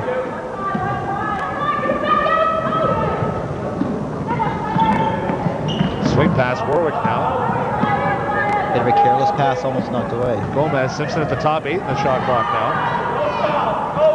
There's Gomez into trouble, gets a shot away, not off the board. Didn't get a piece of the rim. However, Julie Goodhouse rips it down there. It's a 9-point Durham lead. And this time, Warwick gets called for the foul. No doubt about that one, her second foul. Team's third. We talk about that differential foul situation. It's 8-3 right now. 8 fouls for Durham, 3 for George Brown. They got to try to balance that out by working the ball and playing tough offensive ball. Well, the other thing is use the shot clock wisely. Use a lot of your teammates. There's Jasbeck. Brown, nice play inside. This time, Heidi Brown follows through and hits her first bucket of the game. An outstanding play by Heidi Brown. Doesn't contribute all the scoring points of a forward in her position, but boy, when she makes them count, she scores the big buckets. There's also a nice pass from Jasbeck for the 2. There's Wayne. Correction, Wayne, rather. We got 2 Heidis. Heidi Brown that time with an outstanding defensive play. And relentless defensive player, always known for her defensive prowess. And Heidi is really coming to the forefront here. 2:56 remaining in this game. Gomez fires a fastball into the crowd there. A little too hot to handle for Warwick. We'll see if George Brown applies pressure, and they do. That time there, Cook tries to tip it. It's going to be George Brown ball. Well, it's perhaps a good thing that she did tip it, because if she didn't, Simpson might have stolen it and had a 2-on-1 opportunity. Now we're back into the half-court set. The only situation I can say right now, Matt, is George Brown really hasn't taken advantage of the opportunities they've had to get back into. And that was an offensive foul there. The other thing, referee Dino Lozano coming to the bench. Offensive foul, and it's going to go here against Sandries James. That's her second foul, team's fourth. Again, full court press, but one of the things I can mention, Ken, is George Brown in a bonus situation. They should be perhaps even aggressive here, having a chance to go to the foul line and stop the clock even. Here's Goodhouse, Jasbeck. Tough there, trying whether to stop or dribble the ball. Jasbeck has a smile on her face. She knows it. Good job by Durham. Textbook example of breaking the press. They did an excellent job there. Jasbeck just a little too over-aggressive. Took the extra step, 2:30 to go. Durham still leads by 11. Here's Warwick, Simpson now. Gomez, Cook on her. James fronts this side. And Heidi Brown there called for a foul from behind the play, playing great D underneath. That time she signaled for a foul. That's just her second, but it's a bonus situation here. Stops the clock, and George Brown, Lori Peterson goes to the line.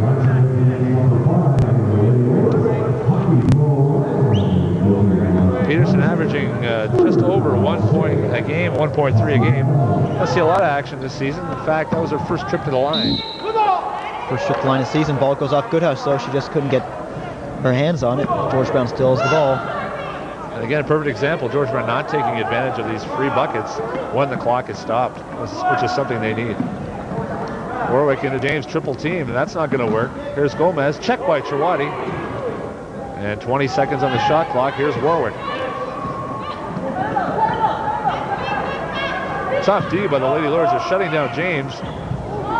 Oh, that went Prayer in. there by Charmaine Warwick. A one-hand runner, something of the Alabama Cruzy style. Doesn't go. It's going to come back to Durham here. Jasbeck had a good rebound there.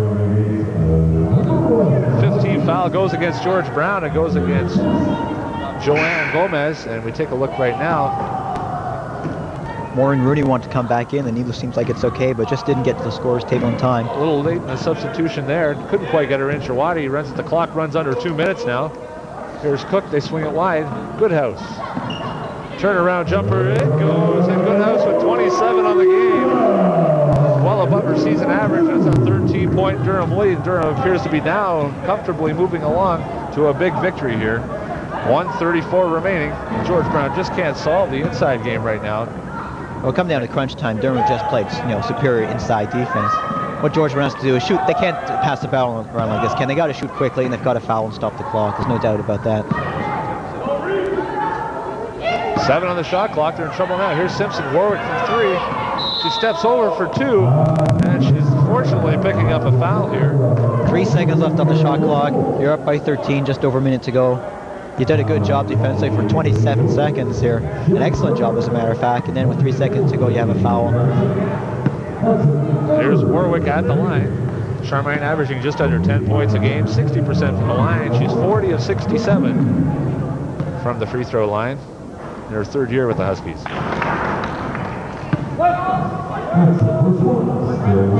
Warwick now at 10 points. Ties James for second after Rooney on the squad game. And she's good on both.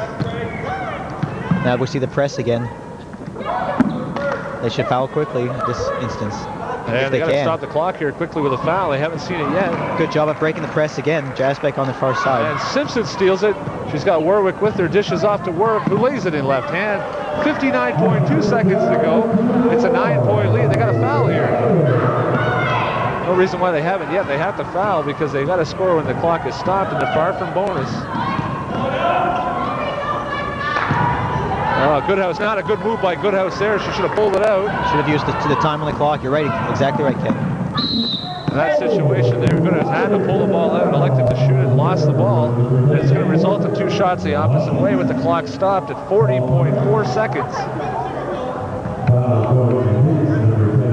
At this point, the clock is certainly the ally of the Durham Lady Lords. Just over 40.4 seconds to go. Durham should certainly use every bit of their 30-second shot clock and force George Brown to foul them. And fortunately for Goodhouse, off the mark there for Warwick, and cut it into the lead.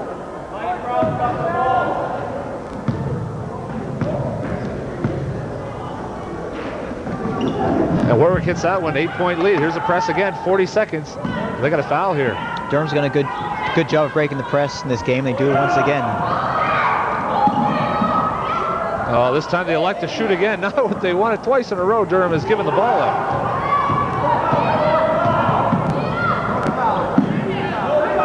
There's Simpson off the mark there. James tries to battle with it.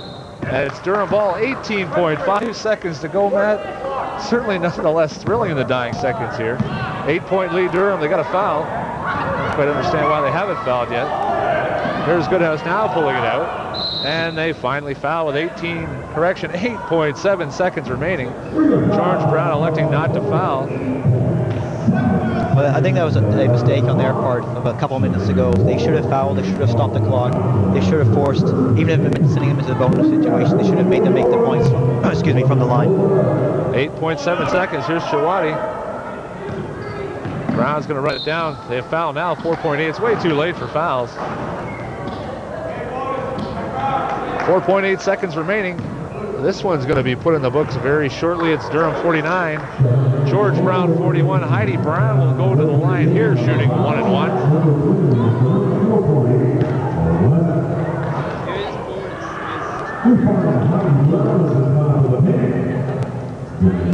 Hey, Heidi Brown, a graduate of IE Weldon High School in Lindsay. No, she got 2 in a row. She got 1. She just got another.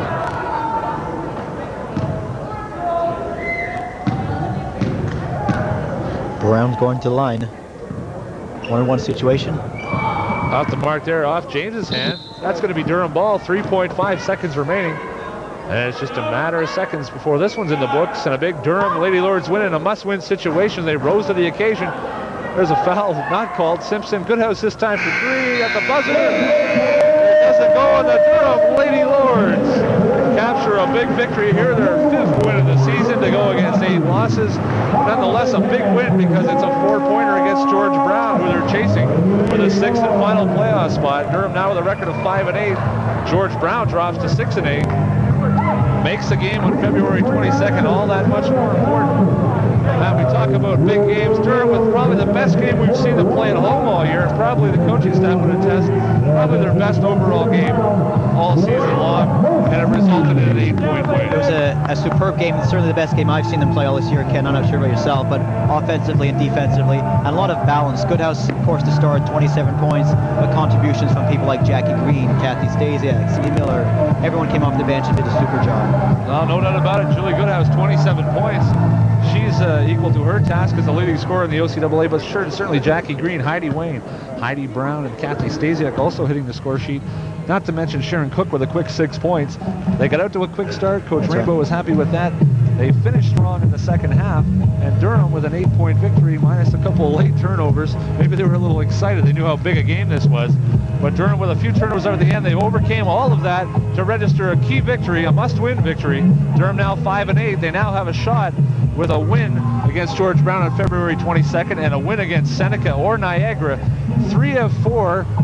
They've now won 1, so 2 of their next 3 games, one of the wins has to be against George Brown. 2 of those wins out of 3 will probably get them the 6th spot. I'm sure will guarantee them the 6th spot and a playoff spot in the OCAA for the 2nd consecutive year and a chance to qualify for the Final 4 championships right here in March, on March 3. That's right, Kent. Those games, the upcoming games mentioned, those are very doable for Durham. In fact, the victory that we just saw today against George Brown was the first time they beat a team ahead of them in the standings. They can certainly match up against these squads that they're playing and get those key victories that they need to get into the playoffs. Well, certainly can. Durham full value for that one, their 5th win against 8 losses.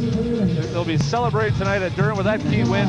Stay tuned for the second half of our OCAA doubleheader. It's the George Brown men's team led by all-world Lester Jones, who's second in the East in scoring. We saw him at the All-Star game. He scored 40 or more points twice on the season. He's chasing the other man that's a marked man for Durham, number 40, Augusto Duquesne. none other than the #1 scorer in the East. He leads the entire OCAA in scoring. In fact, Augusto and Leicester are 1-2 in the entire OCAA, including East and West. That's coming up shortly in our second half of today's OCAA Rogers Community 10 broadcast of college basketball action. And my name is Ken Babcock. For Matt Ackler, we'll be back shortly with a tip-off and a preview to today's second game featuring George Brown College and Durham.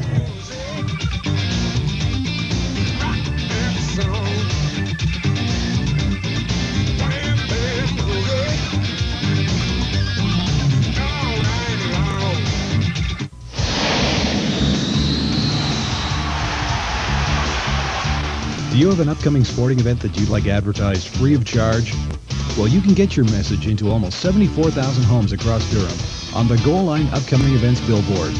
Just call Tom at 436-4141 or leave your name and phone number on the Rogers response line at 436-3500 and we'll get back to you.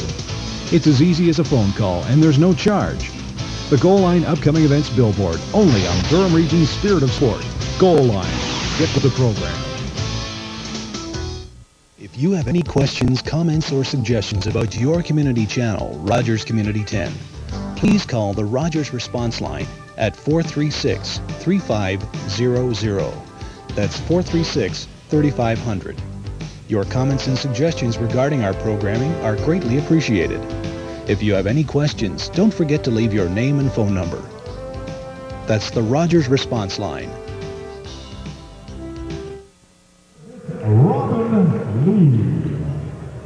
Please rise to your feet as they sing our We're here at the Durham College Athletic Complex, moments away from tip-off of our second game, and we'd like to welcome the Glendew Senior Public School Choir and their rendition of our national anthem.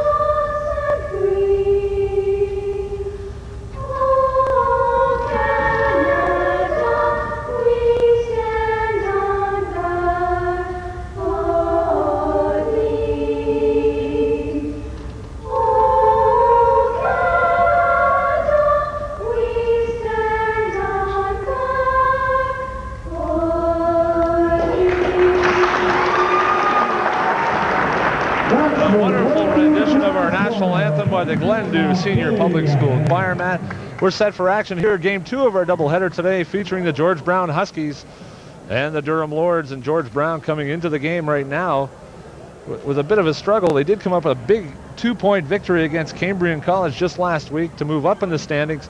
Durham College bouncing off a tough, heartbreaking 3-point loss at the hands of Algonquin this past Friday. We all saw a jam-packed house here right down to the dying seconds. 6.5 seconds to go before it was decided, and Durham goes down on foul shot 79-76. Durham with a record of 6 wins and 2 losses, and George Brown College right now at 3-6. Definitely the underdog in this one, Matt.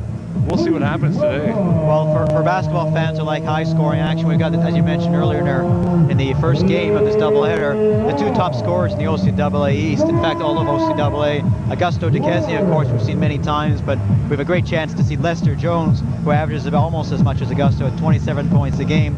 3-6 is George Brown's record. They're kind of in the situation that the Durham Lady Lords were in, having to battle, having to win the remainder of the game. So they'll be all out. They'll be fighting the Durham Lords the rest all game for sure. Certainly the battle tonight, not only Durham against George Brown, but Augusto DeKestny, the number 1 scorer in the East, just under 30 points a game. The number 2 scorer in the East, Lester Jones. And we talk about leading scorers right now. Augusto DeKestny leading the way right now for all scorers in the OCAA. Augusto, as you see, Ken, 28.3 points a game. Lester following very closely behind, 27-4. And a couple of the Algonquin stars who we saw here in OCAA All-Star action. Pat Johnson, of course, also from Durham, is right up there, and Sherlon Chance will also see some action tonight's game, no doubt about that. A lot of high scorers in the OCAA. Some of the best scorers, Augusto and Lester, leading the brigade in that department. Well, Durham with 2 wins in the remaining part of the season will clinch a playoff spot, which they want to host a playoff spot. Right now, they're pretty well settling for second place right now after losing their only 2 games of the year at the hands of the Algonquin Thunder. A thrilling game last Friday right here.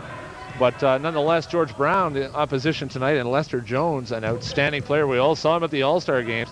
He's wearing a different number than he did at the All-Star games, but he certainly knows how to shoot the ball the same way. Lester Jones opens the scoring, number 23 for the Durham Lords. And okay, not a good start for Durham defensively. Gave him 3 opportunities. George Brown did an excellent job crashing the boards. Let's see if they can make up for that. And Kendrick Hopkinson here, nursing a sore back. Played most of the game Friday, right back in the action as a starter.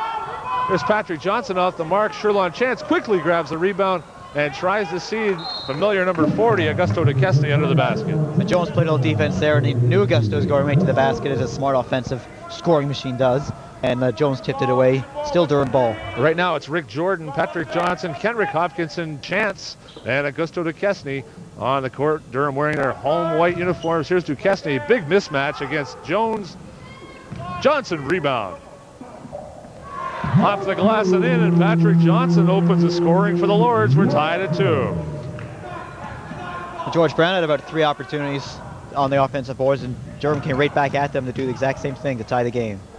Nice bucket there, all the way in, but couldn't finish it off, was number 14, Tony Keith.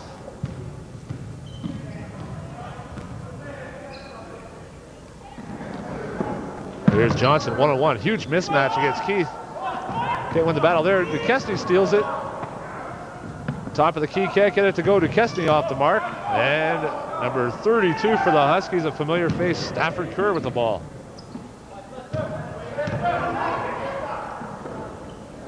Here's Jones. Kerr this time lost chance of the ball.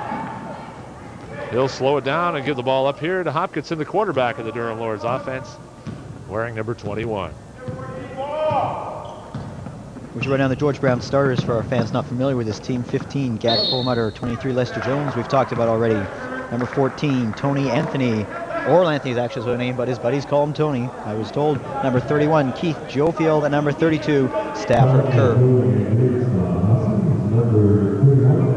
2 minutes into the game. Game is all tied also at 2-2-2. Augusta going to the line here. 88.1% from the line, 37-42. It doesn't miss very often.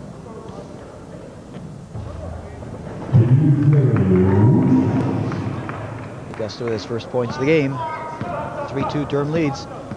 Ken Augusta perhaps in a bit of a slump at the line. He was hovering that 95-96% mark, and now he's dropped all the way down to 88%. What a drop for Augusta. Definitely a slump. Boy, oh boy. Augusto missing an average of 1 every 15 foul shots. Leading the way in the OCAA. If he continues this pace, he'll set a record in the OCAA for foul shooting percentage during the regular season. When we talk about foul shooting, the Durham Lords as a team are on the verge of possibly breaking the all-time season record, which is about 74%. Durham just behind at 73%. They were up at the 80% range to start the season in the first half of the year. Here's Lester Jones. Patrick Johnson drawing the assignment against Lester, winning the battle this time. Augusto with the rebound. Hopkinson there. We see Patrick Johnson battling against Lester Jones. Coach Kerry Vincent has assigned Johnson the task of covering Lester Jones, one of the premier offensive players in the league. DeKestny's soft touch always finds a magnet to pull it through the bottom of the hoop. And DeKestny's there. Jordan full court press now. Here's Durham's press. Trapping press as they look to trap the ball. Almost got to it there. Perlmutter, nice spin dribble. Stafford Kerr, ball on the floor, picks up again, finds room. It's going to go, and a foul. That's going to go look like, to me, to be against Sherlon Chance. And it is his first. Good call, Ken. It's interesting, the matchup we talked about, Jones and Duquesne. Yes, you mentioned Pat Johnson guarding Lester Jones, the top scorer, but when they go the other end, Jones is taking the toughest defensive job there is against Durham, which is guarding Augusto.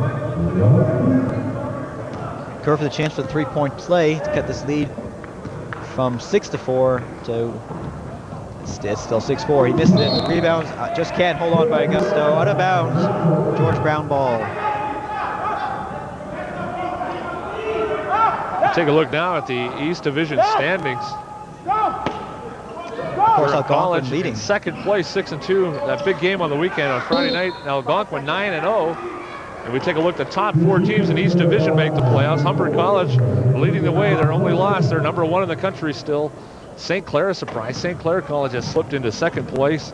And we take a look at the East and West standings here. Sheridan at 6-2. Fanshawe 5-4. The top 4 teams make it to the playoffs in a quarterfinal situation. Durham looks like they'll finish second.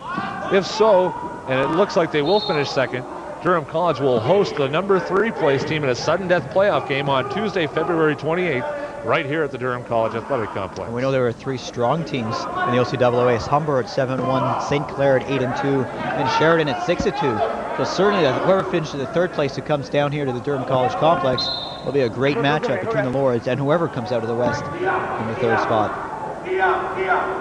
Still 6-4. George Brown looking to go deep. Nothing open. Kerr brings up the ball. Tight game in the early going here. And Chance, full court press. Outstanding game Chance had Friday night with 18 points. Patrick Johnson also with a big game. And that's Chance's second foul. Not what Coach Vincent wanted in the early going. Durham's 3rd team foul this half. Tough job guarding Stafford Kerr. He's 3rd on the team in scoring. 12.6 points a game. Second amongst the athletes who are here today. Second leading scorer at 19.5 points a game. Abdo Chidiak just didn't make the trip down from George Brown campus in downtown Toronto. They'll try it again in the inbounds here. Stafford to throw the ball in. Go!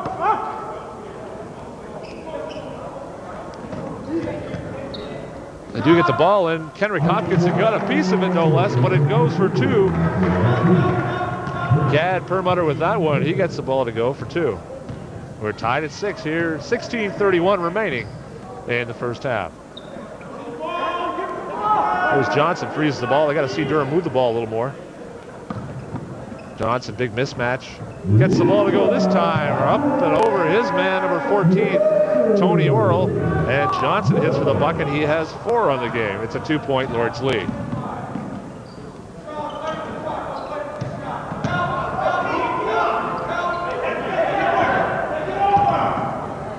Oh, nice drive there. Stafford Kerr driving the lane, finding space between the white jerseys and laying it in. That was just speed and quickness on the part of Kerr. We've seen him as the most impressive player so far, not just for George Brown, but in this game. There's the matchup. Duquesne, Jones, and this time Duquesne goes up and over. He's got 6, and the Lords lead by 2.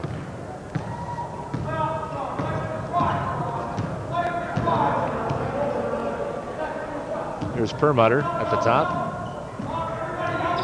Shaw's cleanly stolen away there. Hopkinson's so quick. Sees the rest of his guys, takes the ball up strong. He's going to draw the foul against Perlmutter, and Kenrick Hopkinson will go to the line to shoot 2. Hopkinson did a nice job there, first of all, of course, stealing the ball. But when he saw his teammates coming up, Perlmutter was defending him, and he thought he was going to pass it off to the trailer. But Kenrick Hopkinson, being the smart player he is, he took it right to the basket and drew the foul. Certainly, Hopkinson is hero. Isaiah Thomas, no stranger to that. In the recent article in the school newspaper here, itemizing how much he endeared Isaiah Thomas as his idol, watching basketball, his dedication and all-around skills. And Kenrick certainly coming to the forefront in just his 2nd season here at Durham. An all-star representative at the all-star game, representing Durham College, and one of the premier point guards in the OCAA. Misses both free throws there. Stolen away there. Duquesne certainly knows where the ball is. He'll shoot 2. Nothing but net there as he bounces it in off the rim. And Augusto, as usual, quick starts. 8 points on the game. We talk about fast starts for Augusto. Friday night, Duquesne missing practice, late for practice rather, and the coach's policy on practice is the fact that he must sit out. He sat out the first 9 minutes and didn't start on Friday night.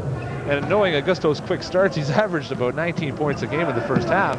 that probably would have told a different story Friday night.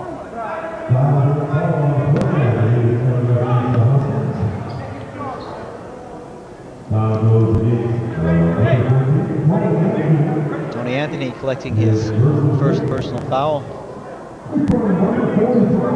Tony Anthony with foul number 43.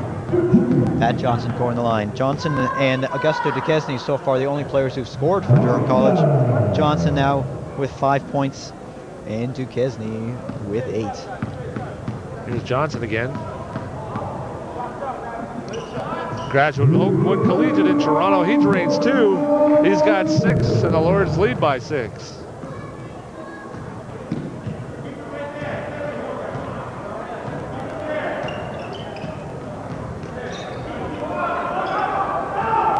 Stolen there. Jordan sees Duquesne bounce pass a little bit behind him, but he manages to keep his fingers on it. So tough is Duquesne to stop. He's got 10. And the Lords pull out to an 8-point lead here in the first half. Well, Augusto's warming up. He's got 10 now. We've just played about 5.5 minutes.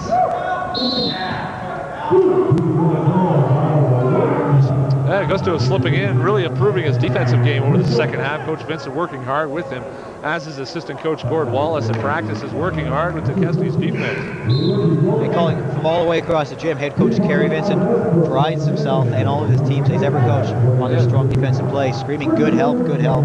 As you mentioned, Augusto improved in that department, especially demonstrated right there. Rick Jordan subbing out of the game, and Sherlon Chance as well to take a quick breather. Jordan picking up that last foul, his second into the game. Number 55, John Tate. And number 11, Adam Estabrook, so strong off the bench, both these players. Lester Jones can't make the mark there. Estabrook's at the ball. Sees Duquesne, he's got a partial break. He's going to take it straight down and right down. A little bit different flavor, right hand jam, and Duquesne lights it up. He's got 12 in the first half.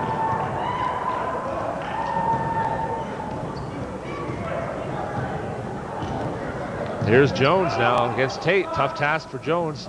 He gets the bucket to go. Unusual shooting touch, but works so well. Twice this season, Jones has lit it up for more than 40 points, including 43 against Loyalists 2 weeks ago. There's Duquesne on fire. And once he's on fire, Matt, there's no stopping him. 14 now in the first half. Well, Lords now with a big 10-point lead, their biggest of the game. In this head-to-head battle of Jones and Duquesne, so far it's all Augusto, 14, 4 for Lester Jones. Definite height advantage, definite height advantage. Duquesne chasing, stolen from behind there is Duquesne. All alone now, Johnson with him 2-on-1. Johnson fakes it, Duquesne with the rebound, and Duquesne draws the foul.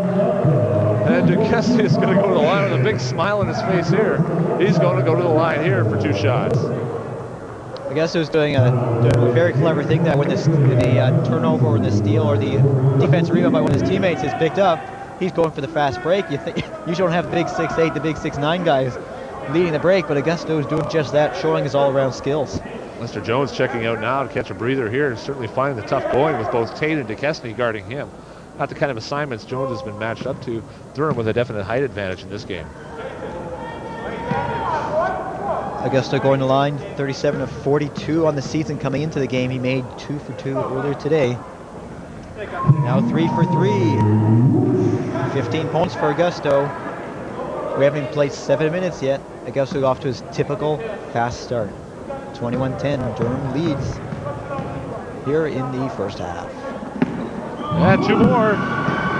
4 of 4 from the line. Now over the 90% mark on the season. Double team trapped there. Good job by Estabrook and also talk about Durham, Johnson. #1 defensive team in the league. We'll see those stats a little bit later on in the second half during this telecast. Estabrook to inbounds, 12-point Durham lead. They're so explosive when they get on a run. Johnson trying to pull away. There's a foul there against number 22 of the Huskies. And that's Jason Birch. That's his first. And team's fifth. So it can look like Johnson's trying to force something there. He picked up his dribble, but he kept on faking, stayed with it. Didn't have a teammate to help him out, so he went up strong and was fouled by Birch.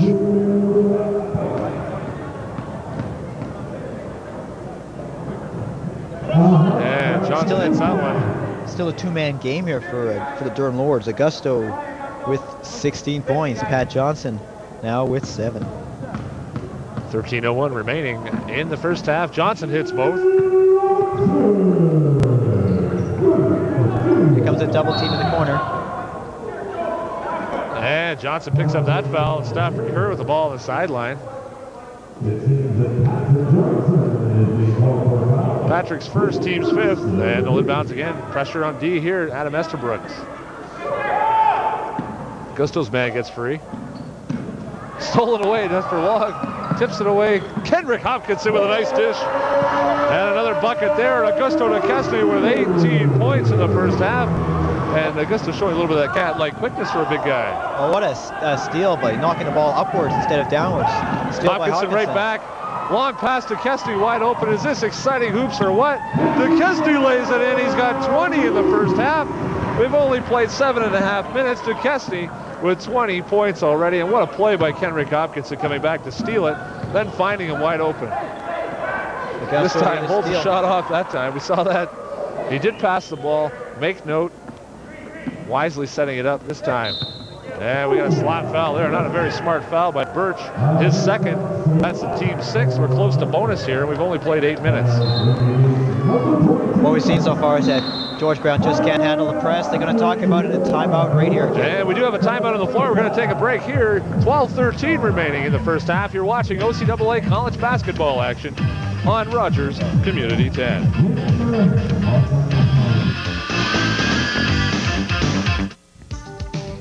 If you have any questions, comments, or suggestions about your community channel, Rogers Community 10, please call the Rogers response line at 436-3500. That's 436-3500. Your comments and suggestions regarding our programming are greatly appreciated. If you have any questions, don't forget to leave your name and phone number. That's the Rogers response line, 436-3500.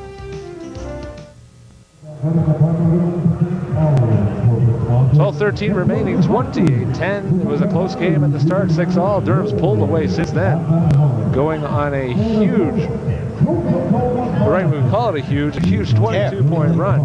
And George Brown mustering just 4 points, 22-4 over the last 6 minutes. And we see Durham taking control of this game. Augusto DeCesty, 20 points already in the game. The Durham College single-season game record set in 1973. We've said it before. He's been close. Is 39 points set by Bob Burley in 73. The 22-year-old record might risk falling tonight with DeCesty with 20 points already in the first 8 minutes. Again, it seems that all of our fans out there know the history of Bob Burley every time we're here. Augusto's in the threat of breaking that record. Hawkinson with the ball, plenty of time on the shot clock. DeCesty, nice pass there. That one doesn't go. Unusual miss from 1 feet. Here is the ball coming the opposite way with Jason Birch. Almost a travel there by Birch. Nice bucket inside. His first bucket of the game. Keith Jofield makes it. And that lights up the board on the George Brown side that was stuck for some time.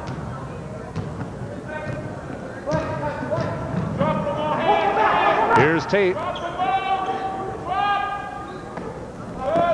Estabrooks 1-on-1 against Birch. Nice dish inside. And a big mismatch for DeCesty. Can't get it to go. And Perlmutter with the ball.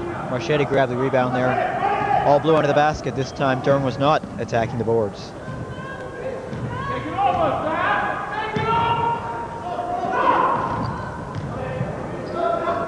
They swing it out again. Here's Birch from 3.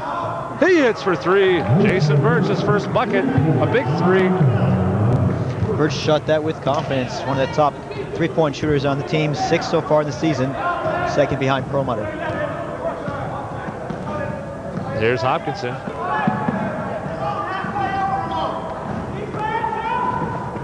A little bit of offensive move there. Shake and bake from Hopkinson. He gets it to drop for 2. That's a 15-point Lord's lead, first half. And finally, someone other than DeCesty or Pat Johnson gets on the board for Durham. Johnson and DeCesty, as you mentioned, accounting for all the Lord scoring until that point. Augusto with 20 of them. Patrick Johnson opening the game with 6.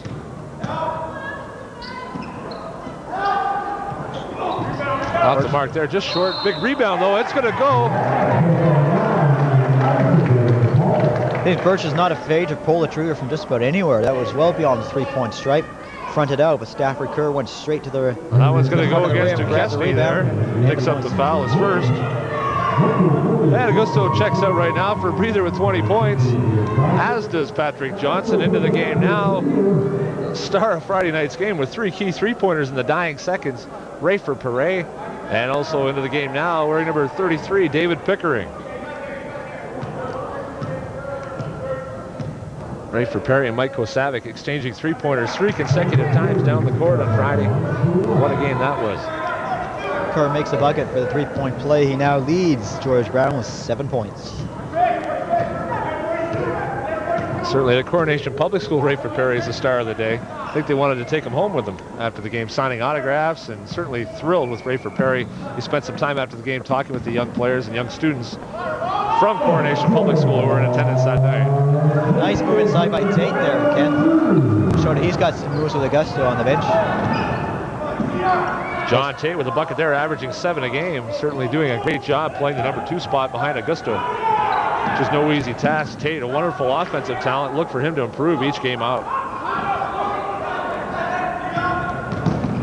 Adam Esterbrook's big hand in there, got a lot of ball. Esterbrook is one of the most tenacious defenders and one of the most crafty defensive players in the OCAA. He can really play this game in a number of different styles. Forced to turn over right there with his quick hands and quick feet.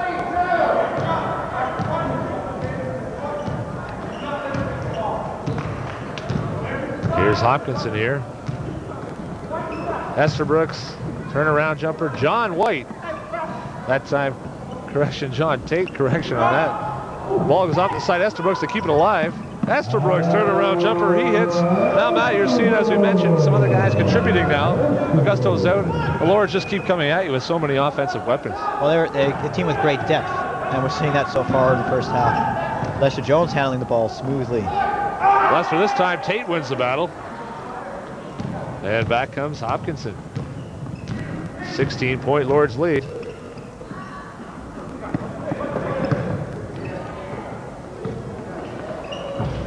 Didn't go there. Perry just off the mark for 3. It's going to stay Durham ball. 8:44 remaining in the first half. And checking back into the game is Tony Anthony, number 14. Good job by Dave Pickering, we should point out there, Ken. He hustled up the boards and went off the George Brown player, enabling Durham to keep possession. A little different setup here with 4 players lining up across the free throw line. Esterbrook's inbounding, so let's see what happens.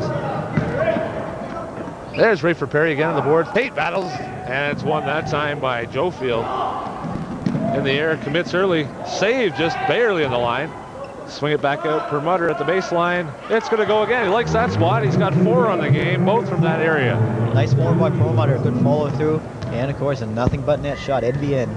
4 points for Permutter. Perry's handling now the ball at the top of the key. Down to Hopkinson on the side. Pickering swings across.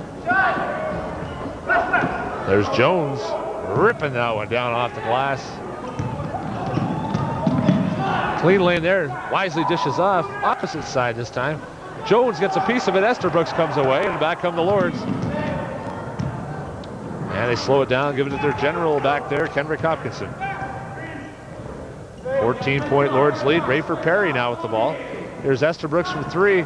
He's going to get that to go. Adam Esterbrook for 3. He's got 5 on the game. That's the first Durham three-pointer of the game. Maybe not the person you have suspected to do it, but Esterbrook can certainly hit that shot.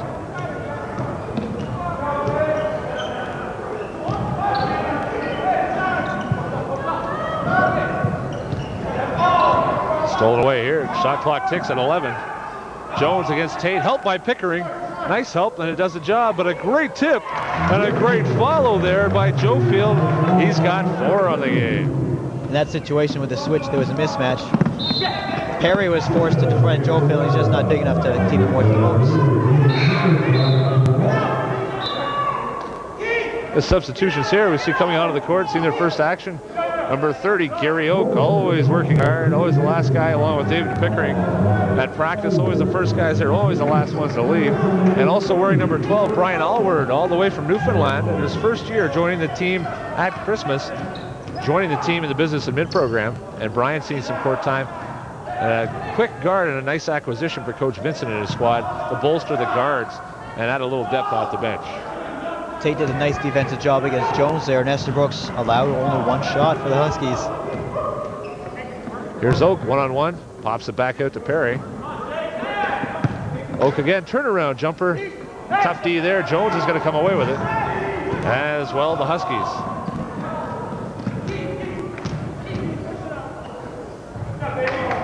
Joe Field doesn't get it to go there. In and out. Perry takes control. Perry playing the one spot now. Hopkinson sitting down for a breather. And Billy LaRon getting ready to check in for the Lords. It's good to see the versatility of someone like Rayford Perry, known for his shooting primarily, but right now, Ken, as you mentioned, handling the point guard duties. Johnny Tate, 2 shots at it. Estabrooks picks it off like a defensive back. And Gary Oak has it now. And Tate's going to hang on to it and set up their half-court offense. Estabrooks nicely done off the glass. Turnaround jumper, and Estabrooks now with 7. And when he's hot, the Lords are usually hot. Nice job off the bench by Estabrooks. 39-22, Durham leads. Off the mark there, both he and John Tate combining for 9 points off the bench for the Lords. And the Huskies appear tired right now. Not a deep bench for Coach Willie Dellis and his squad. Certainly feeling the paces of this quick action and quick pace Lords team who look to run the floor. Well, it's one of the strengths of Durham, and certainly Coach Kerry Vincent likes to use that to his advantage, the depth of this team and wearing his opponents down. Oh, it's tipped away. It was off with Jones's hand and tipped off. The referee sees it the other way. It's going to stay Huskies ball. Tate just got a finger on that as it went by. Jones might have got it as well, but the possession is in favor of George Brown. Tony Anthony will be inbounding the ball on the far side of the court. Here's Birch. Bill Aron now in the game, as we mentioned, number 23. So quick on D, ever quick. Had a call from the baseline out of nowhere. Peter Stychak making the call here. It's going to go against Brian Allward. Allward called for the push in the sideline. Number 6. The team fouls for Durham. Correction, rather, looks like number 7. And it just goes up late on the clock now, number 7, and that'll be a bonus situation for the Huskies. A much-needed opportunity here, Coach Dellis, to pick up some points here with the clock stopped. It's 39-22, 5:11 remaining in the first half. Anthony will be going to the line. You have 50% free throw shooter on the season. This is the 1-and-1, Ken. As you know, if he makes the first one, he gets the second one. If not, the ball's in play and action resumes.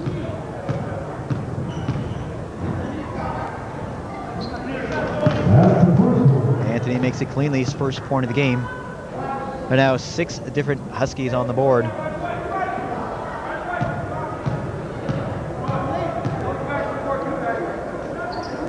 And Anthony is clean on both of them, 2 for 2. It's now 39-24, 15-point lead for Durham.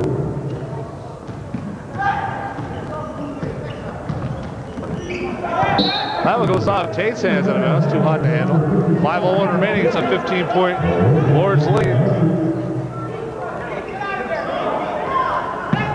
And full court pressure. Bill Aron now. Perry looking to trap. They always look to trap. He's got to get over half here first. Perry helps out. Birch having a tough time getting the ball over half. Oh, good job by Bill Aron on defense, forcing the ball. Nice move baseline there. Joe Field smooth to the baseline and drives it home. Joe Field now with 6 on the game. And the Huskies cut it to 13. Joe Field, a lanky fellow, all arms and legs coming towards the basket there, but a nice move around the baseline.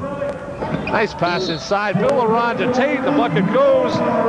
Tate hits his second bucket of the game, and he's going to go to the line for one more. Well, that was a super play, Ken, right there by Allward and John Tate going to the bucket. Tate, the biggest man out there. No one's really able to defend him at this point from the George Brown side, and he had his hand up, showed the target, and Allward hit it right on the money. Tate now with 4 points, chance to make it a 3-point play. Tate about a 67% free throw shooter on the season. As you know, can only join the team up to the second half. So doesn't have a lot of opportunities. Off the mark there. Back comes George Brown. However, Tate playing excellent defense picks it off. Allward with the ball. He has it now. It's a partial 3-on-2, and he wisely holds up, and they set up the half court. 4:12 remaining, first half. Here's Tate, 1-on-1. Gives it up to Perry. He drives it in, and smooth movement inside. And Reefer Perry with the play of the night so far. that was And the a Huskies sweet throw it away. by Full court Ray pressure too Perry. much for the Huskies on that one. What a basket by Perret. Oh, that was just super. Great athletic ability showed by Ray for Perry. Perret averaging 10 points a game. None better than that one. Here's Tate. Jones posting it way outside. Brian Allward inside, gets his own rebound and right back up and in. And Brian hits the score sheet. Allward, for the record books, just recorded his first bucket as a Durham Lord. Just joining the team in January, not seeing a lot of time, seeing more time now as he gets back into the system and learns the Durham system offensively and defensively, and it's his first bucket. And it's one that he can be proud of because he went straight after his own offensive rebound and took advantage of the smaller opponent. Tate. Sean Tate, too much there. Perry led the way in and dished nicely. The Huskies turn it over again. I smell a timeout brewing here for the Huskies with 3:17 remaining. No sign of it yet, but the Lords lead now quickly. It was a 13-point game. We can run now 47-26. A 21-point lead. OCAA East, Algonquin leading, as we talked to earlier, 9-0, yet to lose this season. Durham right behind is 6-2. As again, those only 2 losses against Algonquin Thunder from Ottawa. And while we were aware, Billy Laurent hit a bucket there now, and it's 23 points on the plus side for the Lords. Jones right at John Tate.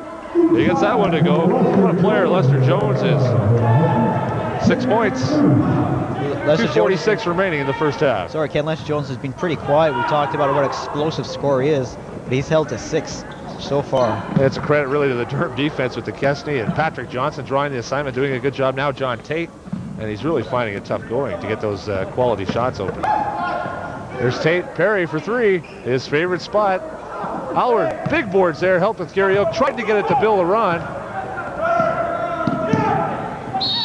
And Rayford Perry going to be called for a pushing foul there.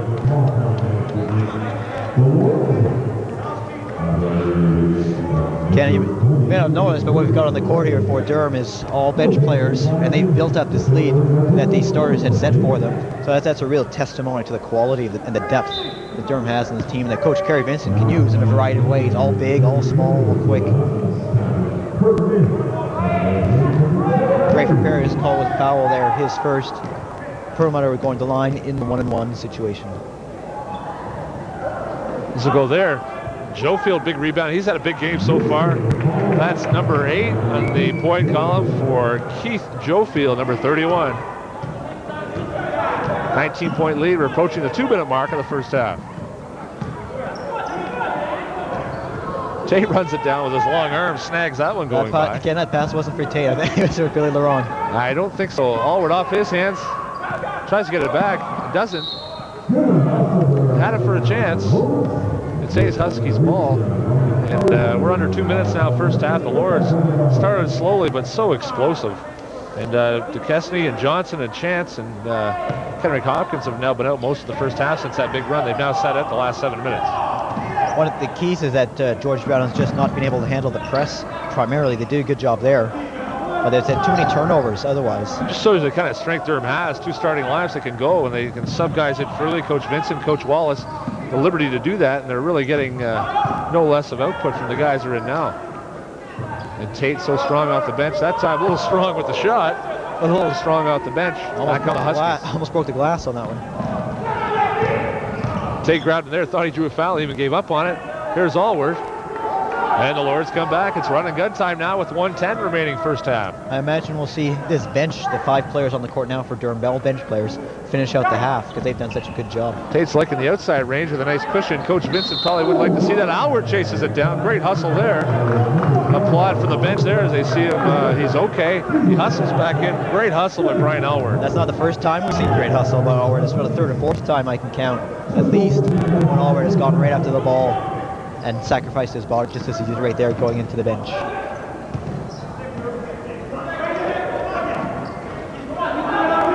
Kerr at the top. Here's Jones. Tate drawing the assignment this time. Jones straight to the hole, and he rolls it home for 8. 8 points on the game. Far cry from his 27 a game. He's been averaging, and big credit to the Durham Lords and their defense. That shot that Jones just made is really tough to stop. If he can maintain that, he'll get back on the scoring pace, but really hard to stop that one. Gary Oak down low. A lot of weapons for the Durham Lords, especially in the low post position.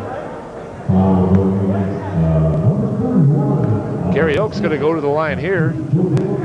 Joe Fields collects his third personal Big foul. Gary Oak, 6'6", business admin student from Port Hope, Ontario. And again, as we saw, awarded his first bucket as the Durham Lord. Gary Oak with his first free throw attempt for the season. Shooting 1-1 here, hoping to make the first one here and hit the 50 mark for the Lords, and they do. They reach the half-century mark at 50. George Brown at 32.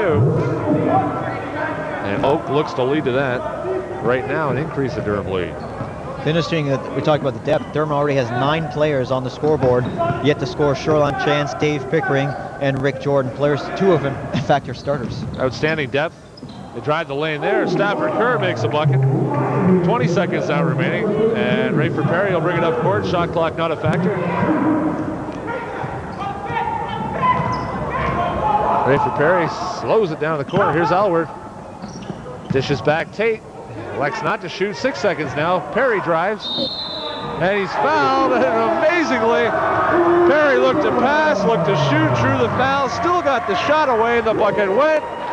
Rayford Perry with 3.5 seconds remaining in the first half will go to the line to add one more. What a player. Yeah, Rayford Perry has only scored 4 points, 2 free field goals, but 2 of the most memorable field goals we've certainly seen. The great drive to the basket before, and this one with a hang time to hang up in the air as he's fouled, make the basket, and chance for a 3-point play. Perry hits the bucket there. Rayford, a graduate of Lamoureux Secondary School in Toronto, in Scarborough rather. In his hometown, 2 seconds now at the buzzer, off the back iron. It doesn't go for Stafford Kerr. We're at halftime now. This OCAA basketball game, 53. The high score of the game at the half, it's Durham 53, George Brown 34. Matt, what can we expect George Brown to come in at halftime before we head away for the break? Well, the first thing they're going to have to do is handle the ball better when they're being pressed. If they can't handle that, they're going to see the press the rest of the time. And this game could be over quickly in the second half. We know Durham's very explosive, but it was the pressing defense that was the key for Durham to get this lead. Lester Jones, certainly a factor all season long. He's only had 8 the first half. Duquesne, his partner in the scoring race, and partner in crime as they battle against each other, let alone the teams, has 20. The factor of the game, Durham, with 9 guys on the score sheet. The Lords lead right now, 53-34. We got second half action coming up soon on this Rogers Community 10 broadcast of OCAA basketball. If you have any questions, comments, or suggestions about your community channel, Rogers Community 10, please call the Rogers response line at 436-3500. That's 436-3500. Your comments and suggestions regarding our programming are greatly appreciated. If you have any questions, don't forget to leave your name and phone number. That's the Rogers response line, 436-3500.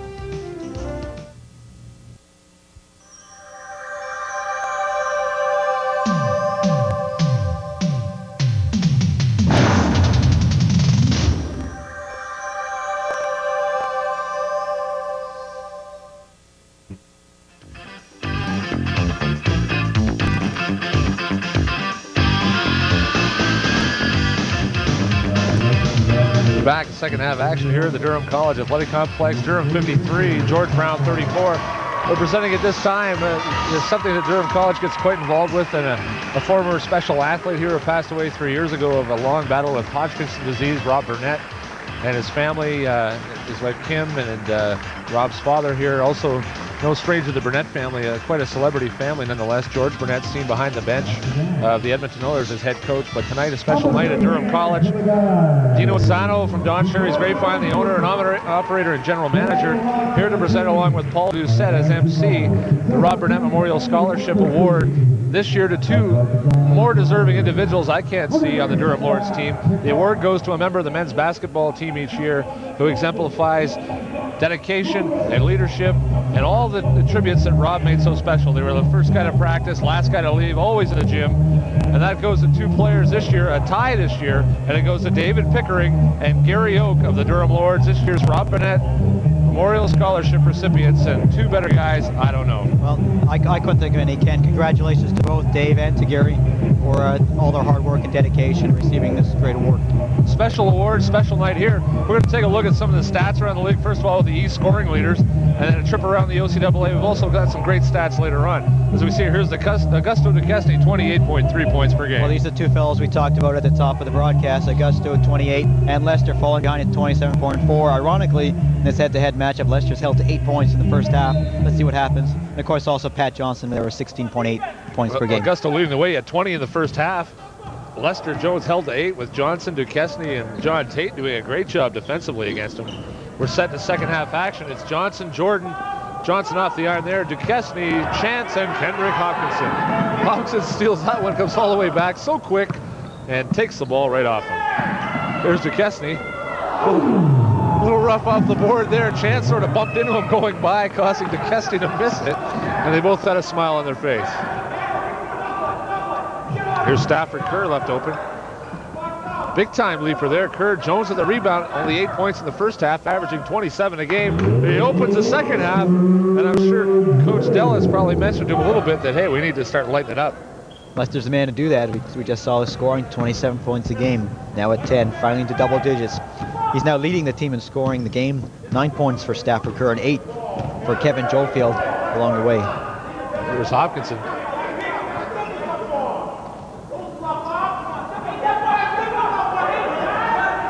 Chance to spread it out now, 9 in the shot clock. Here's Jordan.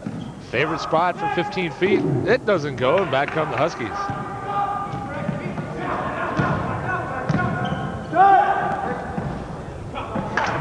And that one falls there, number 14, Anthony Tony. Tony Anthony, as you see right there, his first points of the half, 4 for the game. Hopkinson just blows by the defender. Here's Johnson, one-on-one, big mismatch there. Off the glass, Duquesne rips it down, right back up, fingertips at home. Duquesne, 22 in the game, he had 20 in the first half. We've now played 2 minutes of the second half.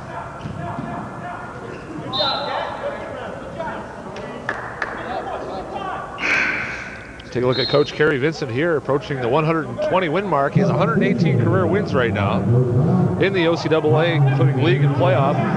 And last year won his 100th career OCAA game, a special moment for him. A large part of those at Canadore in North Bay, but certainly made his presence felt just his second year. He took his team to the Final Four year 1.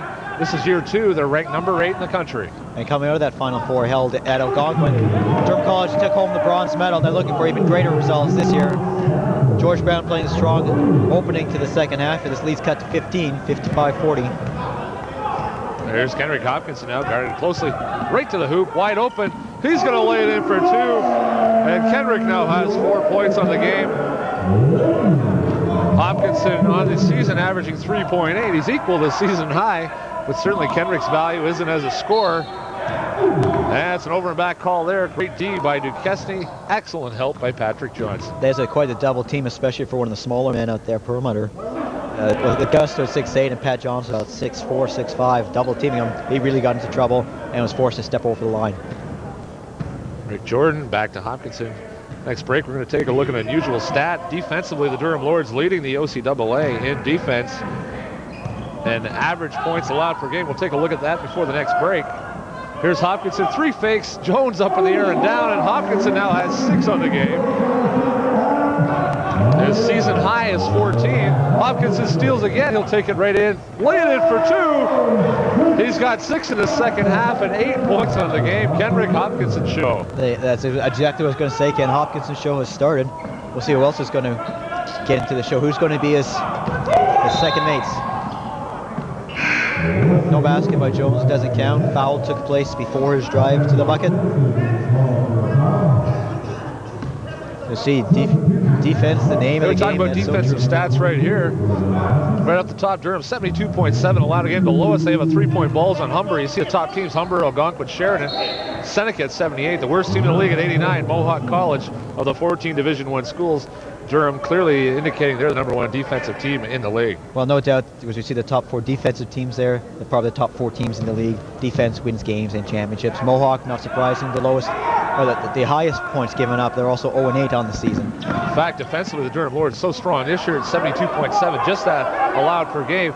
Durham allowing just 69 points a game during the 1993-94 college campaign. That's a trademark of Kerry Vincent coach teams everywhere he's been.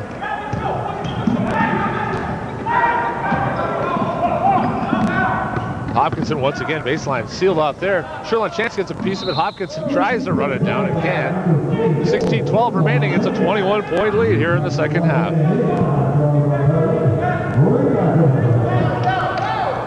Durham's defense has continued the tough defense, the double teaming, the traps and so on. That's done a really good job. Jason Birch for three, his second three. He lights it up there. That cuts the lead to 18 now, and Hopkinson once again.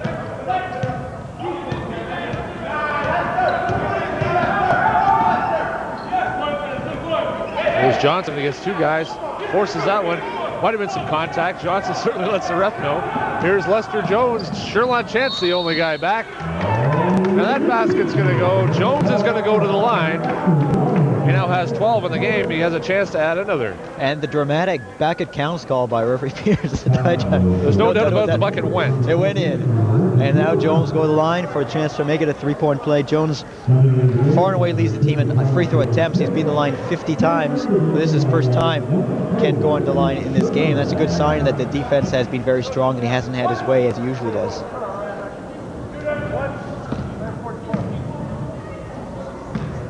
Get a good look at Lester Jones there. In and out. Chance clears the boards, his favorite spot, banging onto the boards. Jordan pass to Johnson, sees Tate wide open. Nice look from Johnson. And Tate throws it in for two. He's got 8 on the game. Look at the smile on Tate's face. He knows a good pass from Pat Johnson. He appreciates that type of play. Tate averaging 7 points a game, now over his season average. Tough D there. Hopkinson, Jordan. Somehow Kerr gets away, finds Sherlon Chance, and a traveling call underneath. Somehow, Chance, low guy back there. Traveling call, something I didn't see. Stavro Kerr has great quickness, and that's how he got out of that double team, and that's one way to do it. Certainly like that young player, outstanding player, his first year with the Huskies. Quick player. Lester Jones is having a break now. He's one of the players that George Brown certainly is going to need as we go down the stretch here, but Lester Jones having a break.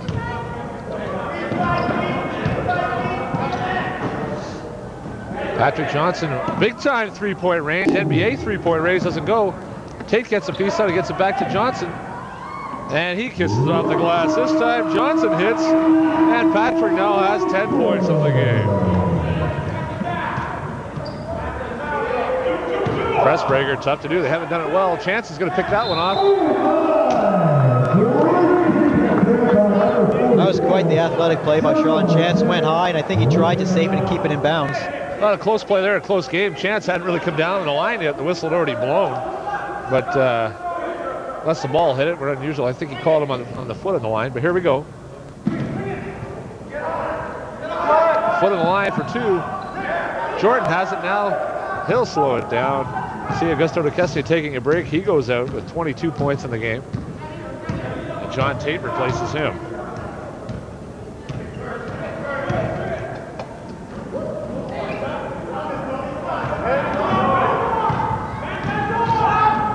Hopkinson draws a foul there. And it'll be on the pass. Hopkinson draws another foul so quick in his first dribble. The Kendrick Hopkinson show continues, Ken, when you see plays like that. What I'd be most impressed, I think, about Hopkinson so far in this game, I don't think he's had any turnovers. He's handled that ball very expertly, very smartly. He knows when to pass it, he knows when to give it up, and he knows, as we've seen, when he can take it straight to the hole himself. And this time, getting to the offensive swing of things, he takes it up strong. Johnny Tate follows it. Kendrick makes it happen. Tate follows it. Tate has 10. Tate's quite the presence off the bench. Can you imagine having Augusto sit down and bring in big John Tate, about 6'8", 10 points off the bench? What a tandem. John Tate, hometown Barrie, attended all his high school at Guelph. And he's in general studies this year, just his first year with the Lords after transferring from the University College of Cape Breton. Hopkinson, nice try there. We saw Hopkinson there on the All-Star game with an outstanding feed all the way down court. That almost duplicated that. The cameraman, as always, taking the charge on the play. It's a tough job out there. Tate with a big mismatch there against Joe Field. Hopkinson settles down with 20 seconds on the shot clock. A little too much there. Patrick trying to do a little too much on that one, loses the ball. 13:33 remaining. It's a 22-point Durham lead. Oh, going up for the jam there. Certainly no doubt about that. He wasn't going to make it that far. And a foul of the play goes against Sherlon Chance. That's his third foul of the game. And the team's third this half. Durham still utilizing the trapping double teaming defense, and it's been very effective for the most part. We see Joe Field going to the line. This will be his 10th free throw attempt on the season. And he gets the lucky bounce. Rock and roll, it falls there for the first one.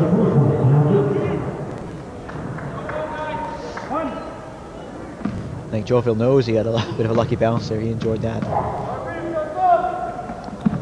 And this time, no lucky bounce. Tate clears it off the shelf, and back comes Hopkinson. Nice pass.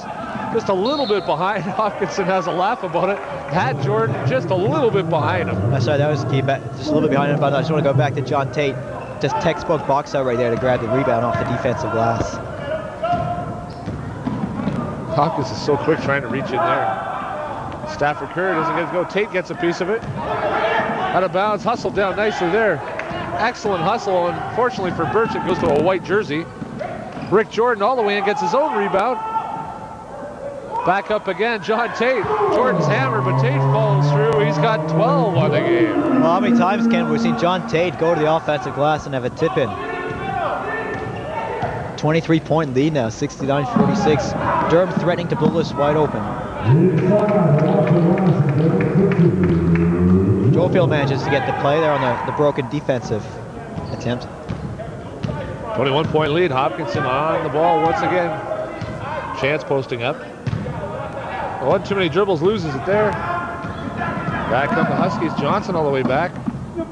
And Jason Birch lays it in. He's got 8 on the game, and an excellent game building up now for Jason Birch. 2 threes, he has 8 points, and has really logged a lot of time here for the Huskies, number 22. That was a nice job by Birch in terms of body control to make sure the ball goes right in. Rick Jordan for the 3. And Ricky Jordan lays it in for 3, and Ricky's on the score sheet. We talk about one of the guys that hasn't hit. Only 2 players have not, and that is David Pickering and Sherlon Chance. 10 of the 12 have hit the score sheet, and I'm sure we'll see more of that later. There's Patrick Johnson now, waiting for some help. Off the boards, Tate, big rebound. Johnson chases it down. He'll take it right back to the hoop. Big league play. Gets his own rebound right back up again and in. And Patrick Johnson draws a foul. What a hustle by Pat Johnson to keep going after the ball, literally, Ken, from one side of the court to the other and back. And prior to that, John Tate knocked the ball away, handled the ball expertly to give Pat Johnson that great opportunity. We got a timeout here on this Rogers Community 10 broadcast. Take a look at Patrick Johnson. Living off the court, he now has 12 on the game. He's going to go to the line for one more. We're going to take a look around the OCAA scores for the past week, along with what the Lords have ahead of them. The Lords the rest of the way, and the remaining games they have in this 1994-95 season before the playoffs. Take a look at the bench now. Quiet and relaxed on the Durham bench. Taking their time around the OCAA in the East Division. Durham, a big victory, 87-63. Last Tuesday, right here at the Athletic Center. The big game Friday night, Algonquin 79, Durham 76, right down to the wire. Durham led 76-75. Algonquin going to the line with foul shots, and fouls called late in the game gave Algonquin a shot to come back, and really the turning point in the game. Augusto being called, which could have been a big bucket for the Lords, being called for an offensive foul when he scored a bucket, and it could have went either way, and it didn't go in the favor of the Lords. That was Augusto's 5th foul. Big win for Algonquin. What it means now, Matt, Durham's going to settle for 2nd now in the East. And don't count out Centennial, who are on a big roll themselves, pushing along in the East Division at 5 wins and 4 losses. As we know in an earlier matchup, Durham played Centennial at their campus in Scarborough and only came out with a 3-point victory, I think it was. So Centennial certainly is a team to look out for as the rest of the season unfolds. No question there. And here come the Huskies. Johnson misses the mark. It's a 24-point lead. Joe Field, Chance gets a piece of it, tips it back to Birch, who's got the hot hand. Not that time, he misses wide. 15 of the shot clock, loose ball, Jordan picks it up. Can't leave the ball laying around in the key too long with the Lords swarming. Well, as Joe Field was just maybe not the fellow handing the ball down like that. He was just determined to go straight to the basket, and that's not the thing to do for a team that's down this much. Rick Jordan for three. Johnny Tate. Johnny's going to signal his hand on that one. He knows he picked up the foul. Referee Peter Stechuk coming to the bench here to signal the foul against John Tate. That's Tate's first, team's fourth this half. 11-12 remaining in this second half. Nothing wrong with that foul, Ken. He's going straight to the boards. He's not doing anything dirty. He's just trying to get some more points for his team. Adam Estabrooks, number 11, is checked back in. And you know, Kenny, Adam Estabrooks had a big first half, 7 points, including a three-pointer. Great balance in the first half we saw for the Durham Lords. Stolen Hopkinson with another steal. Takes it in.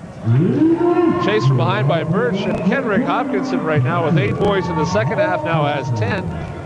And showing a little bit of offensive prowess that he doesn't normally put forth during the regular season, but having a little fun now.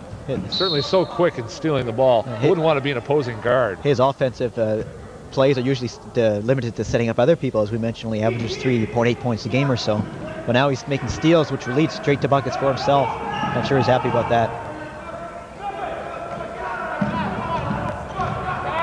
Yeah, look-see there. Had Jofield all open underneath.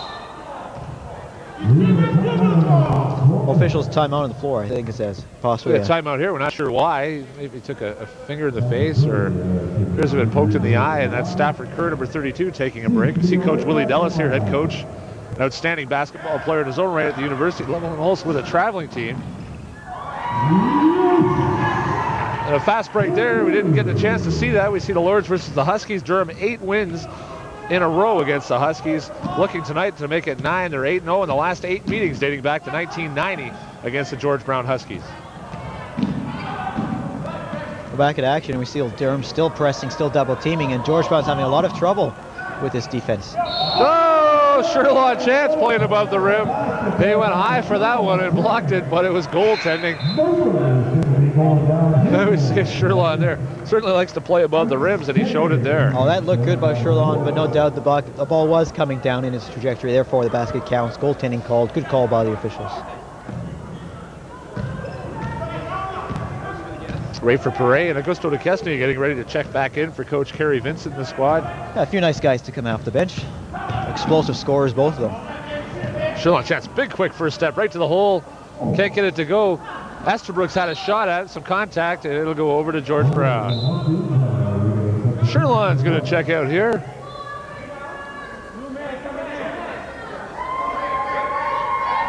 Oh, Greg Sherlon making a beeline to the bench, makes a quick left-hand turn. He's going to stay in.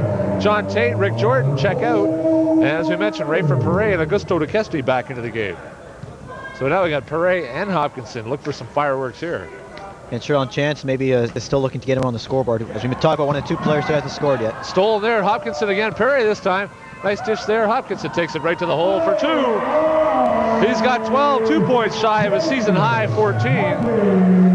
And Perret and Hopkinson are going to join Estabrooks at the top of this half-court zone trap. And it works so well. DeKesney playing the big guy in the middle, defending the pass. So tough to beat, as they seen just now bringing the ball up. And one of the things like this is, even though Lester Jones is not in the game, even if he was, this type of defense would take him right out of it. Lester Jones with 12 points in the game, a long way off his season total average of 27.4. And credit the defensive success of Durham. That's been the name of the game all season long. And Durham showing it again here, that they're the #1 defensive team in the province. Checking the game for the first time, number 20, Jeremy Curry for George Brown, as Birch has a breather after his hot shooting here in the second half. Pretty close to a 5-second violation here. They got to get the ball in. And they do. Jofield left side for the jumper, not there. That was number 24, Clint Marshall.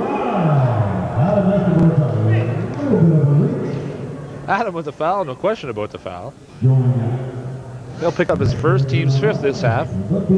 Estabrooks, a 3rd-year forward, a veteran forward for the Durham Lords from Bowmanville.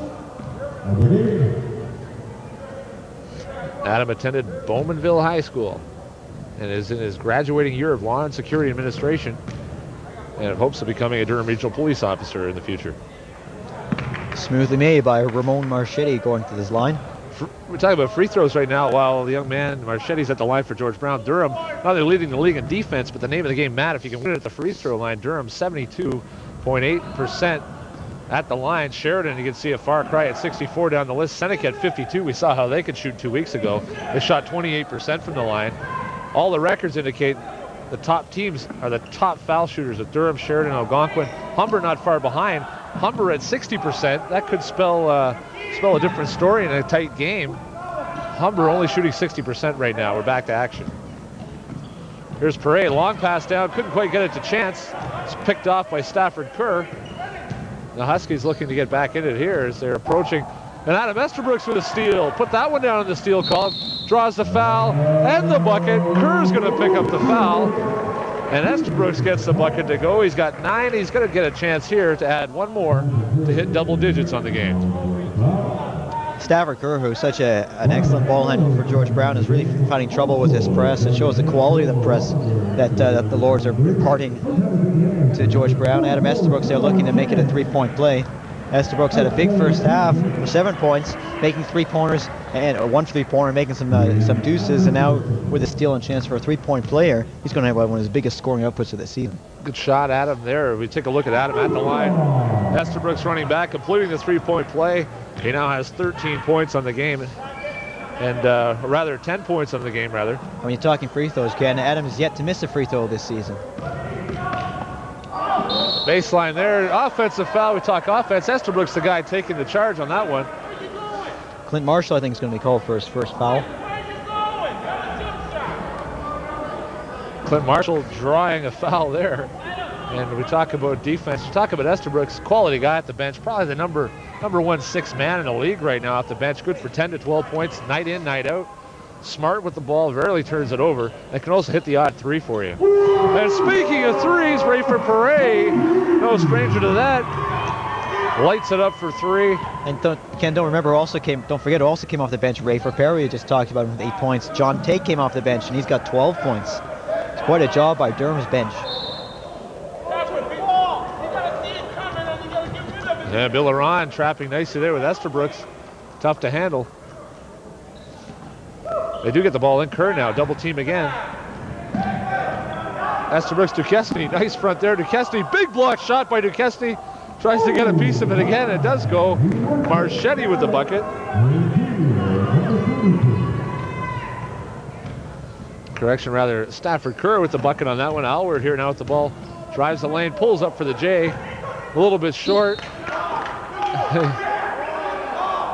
They got a piece of it there, blocked, and for Brian Allward, he's certainly glad that someone called it a block rather than it going in the books as an air ball. Here's Estabrooks on the end line. Duquesne liking it up with the point guard position. He's running the O here, had a little smile on his face. Not what Coach Vincent exactly wanted, but he'll give it up to Perret. Probably the biggest point guard in OCAA history. Has to be. Duquesne, no stranger to shoot the 3 out. There's Coach Vincent, often heard on the bench along with Coach Wallace. No threes, Augusto. No threes. And Augusto quietly smiling. Okay. But he likes to shoot the 3 the odd time. Augusto's here studying English, improving his English skills. That's still around. Turn around. One of the things he knows. No question. No question.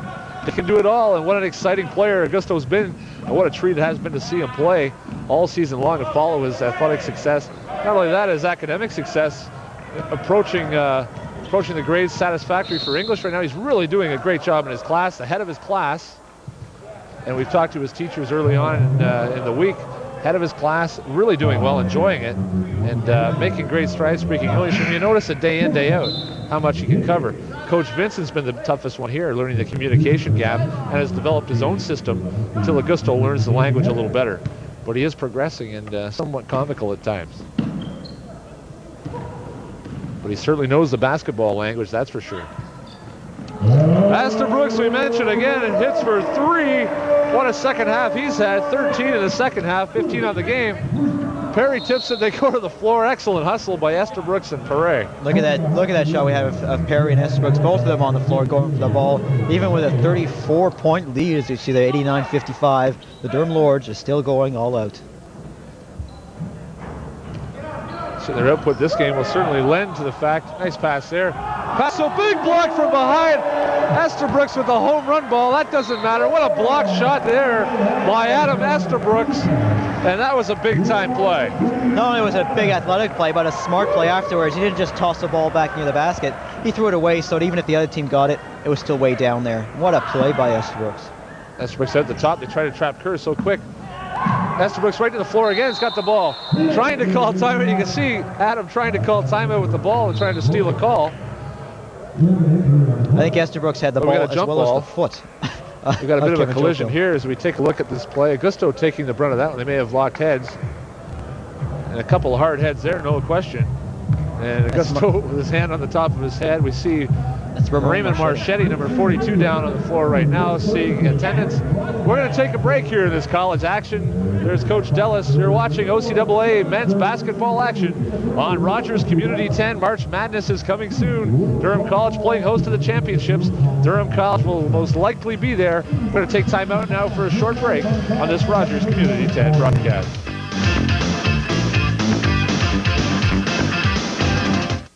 If you have any questions, comments, or suggestions about your community channel, Rogers Community 10, please call the Rogers response line at 436-3500. That's 436-3500. Your comments and suggestions regarding our programming are greatly appreciated. If you have any questions, don't forget to leave your name and phone number. That's the Rogers response line, 436-3500. They're back to action here. Marchetti's okay. Augusto rubbing his head. He appears to be okay with his hard noggin. And we're back to action here. Estabrooks still going after the ball. Sorry, Allward, number 12. I'm still excited about that last block we saw by Adam Estabrooks, Ken. What a play. Swing it again. 14 the shot clock now. George Brown forcing it there right into Augusto land. Not something you want to do. Stafford Kerr so quick on the rebound. He hits it. He's got 13. 5:50 remaining, second half. The last forced shot, as you mentioned, Ken, was number 44, Kevin King, yet to score today. Maybe he's anxious to get on the scoreboard. There's Duquesne one-on-one with Jofield right now. Doesn't mind handling the ball. Gonna swing the ball quickly. Augusto from three.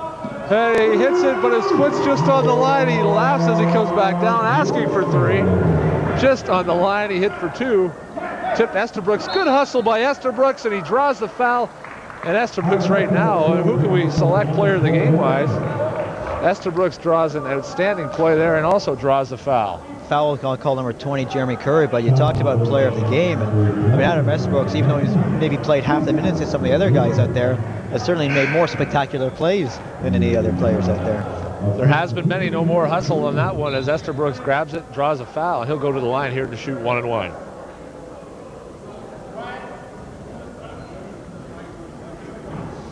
Right now it's Allward, Perret, Billy Laron, Estabrooks at the line, and Augusto Duquesne for the Lords. 5:22 remaining, second half. Talked before about Estabrooks' free throw shooting, outstanding on the air. Doesn't get there very often. He's perfect. 5 for 5. Hits the first one. Make it 6 for 6. Estabrooks hits there. We're going to take a look at the Lords' schedule the rest of the way here while Adam takes a break.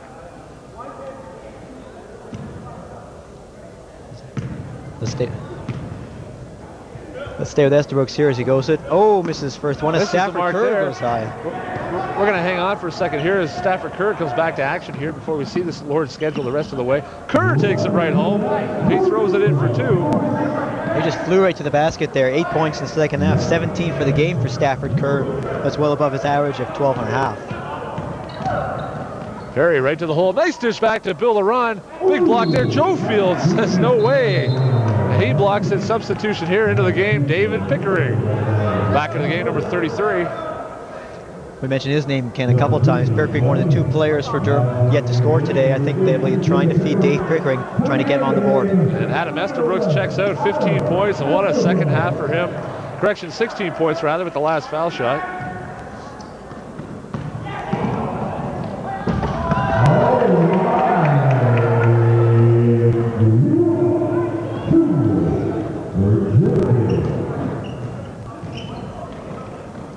Here's Augusto one-on-one. Turnaround jumper, Augusto hits the score sheet again. He's got 24. Augusto's had a quiet second half here, Ken. Just 6 points to go to his 20. He had to lead the explosion in the first half. Pressure at 26 we might add for Augusto. Huskies answer right back. 4:24 remaining. Right for Perry now at the ball. It's Pickering and DeKesney posting up. Brian Alward, the other guard position, along with Bill Laurent. Here's Pickering, jump shot just off the mark. Stafford Kerr, an electrifying player for George Brown. He gets it to go. Good second half for him. He's now got 17 points on the game. We're seeing the Stafford Kerr show here. With he's just blown by everyone for the last couple plays. He can really leap. We've seen him sky high for rebounds and blow past people with his speed. Ken, I'm surprised we haven't seen Lester Jones come back in this game. I'm not sure what's happening there. Maybe there's an injury or some other situation. We're not sure about. Yeah, Lester, not one of his better games. Certainly not happy with his performance, averaging 27 a game. Right now on the bench with 12. He hasn't come back into the game. 3:49 remaining. We had a bonus situation here, and now back into the game. Checking back into the game. Rick Jordan, we take a look at the Lords the rest of the way. Next Tuesday, February 14th at Seneca. That's a big game at the Seneca Sports Center on Newnham campus. Highway 404 and Warden Avenue. We take a look at Seneca. Must win for the Lords if they want to get some momentum going in. February 18th, big trip up to Sudbury on the road. And again, February 22nd, we mentioned all 3 games after this one tonight on the road. Oh, sorry, that could be tough for the Lords. We know they're a good road team, but these teams they're facing, Cambrian struggling a bit. We saw some of the highlights of the action earlier this week. Cambrian had a nail biter and also another game, so they're down to 3-7. But anything could happen in the crazy world of basketball and OCAA. But you are, and anything could happen. We take a look at the standings early on in the season. Cambrian has now fallen to 3-7. They were 3 and 3 at one time, lost their last 4 in a row. We got a timeout on the floor here. 3:49 remaining. And the score, the Durham Lords, 96. The Centennial Colts, rather. It's been a long game. George Brown College Huskies. I'm looking forward to Centennial too much. The Huskies, 65. Got a break here. We take a look at the timeout here. Coach Willie Dellis, a dejected George Brown College bench. They've just had too much thrown at them from the Durham Lords. That's Ramon Marchetti right there. Ken, who took that hard blow against Augusto. That about sums it up right here. A little bit of ice on the forehead there. I'm sure a lot of the players of the George Brown team would like to do that. Well, when you've had the defense, he hides a little bit from the camera, a little camera shy. But we take a look now. Too much for George Brown. A lot of teams have found it tough to handle Durham, and Durham's on track right now for March Madness. OCAA Final Four, March 3rd and 4th, right here. The top 4 teams each division make the playoffs. The top 2 in each division host a sudden death quarterfinal game. The winners of those 4 quarterfinal games advance to the Final Four. What is shaping up right now? Durham looks like they'll get a lock after today's win on the 2 spot in the East. The 3 spot right now occupied by St. Clair will likely be who Durham will be hosting on February 28th, sudden death playoff game. Tickets will be a hot one for that one. They'll go on sale the week before the game. Good, Laurent playing some tough D there. I'm very impressed, Ken, with the fact that the Durham Lords have not let that one bit when it comes to defense. That one goes for 3 there. Kevin King hits his first bucket of the game, number 44. 3:26 remaining. Right back down, and David Pickering hits the score sheet. And we're still waiting for Sherlon Chance to round out all 12. Matt, you mentioned before, 11 of the 12 Durham Lords have hit the score sheet. Ironically, just a perfect example of the depth of this team. Sherlon Chance is one of the starters on the squad, and also in the start of the second half, and he's yet to score.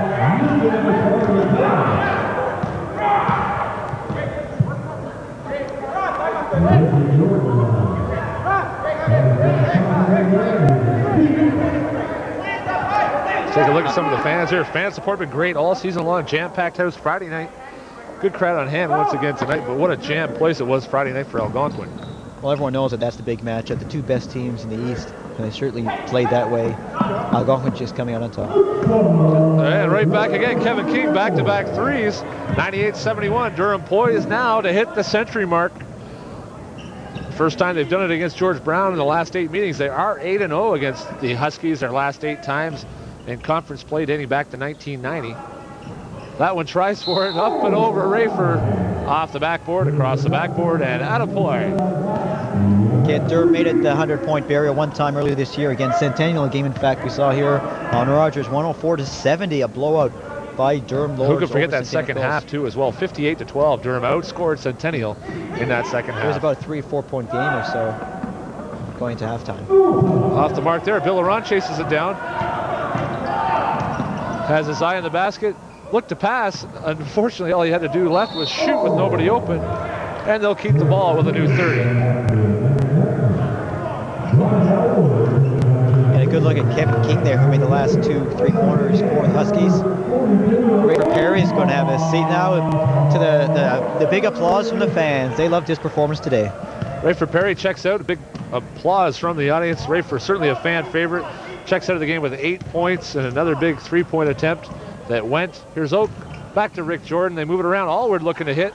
He doesn't there, but Oak chases it down. Allward can't buy a bucket. Oak can. Big rebound by the big guy, number 30, Gary Oak. He's going to go to the line to shoot 2.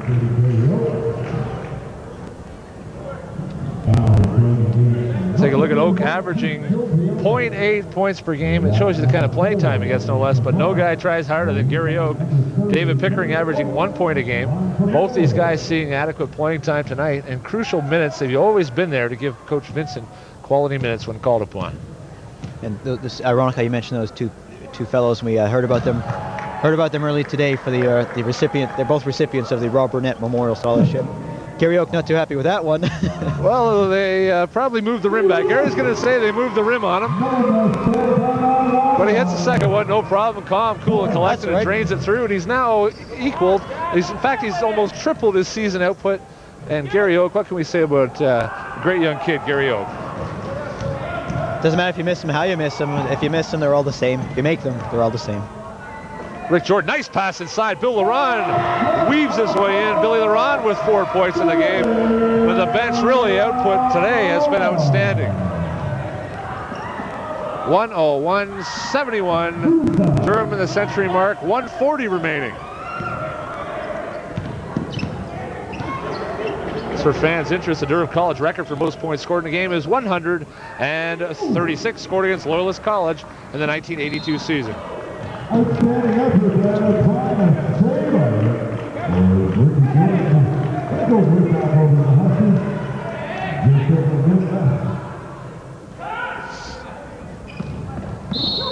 Yeah, blocking foul. Rick Jordan's going to take the foul there. That will be, if I'm correct, his 5th.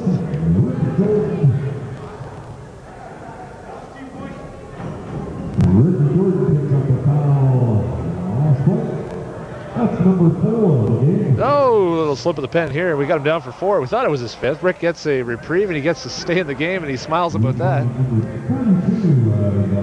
123 remaining. Stafford Kerr has had an outstanding game here for George Brown. Stafford Kerr, 21 points on the game, going for more. It's the free throw, 22. 12.6 is his average, so we know he's had a super game. He's probably definitely the player of the game so far, or I'm sure for the whole game. Player of the game for George Brown, Stafford Kerr right there. At that time, Gary Oak clears down the boards. Rick Jordan, 120 remaining. And here come the white jerseys of the Durham Lords once again.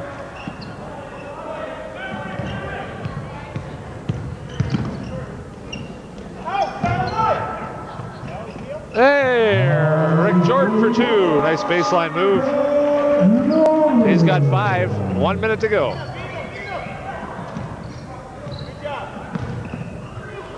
And Stafford Kerr, a nice baseline move.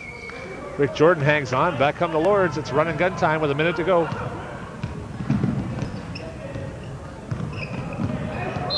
Got a foul there. Stafford Kerr quickly grabbing him.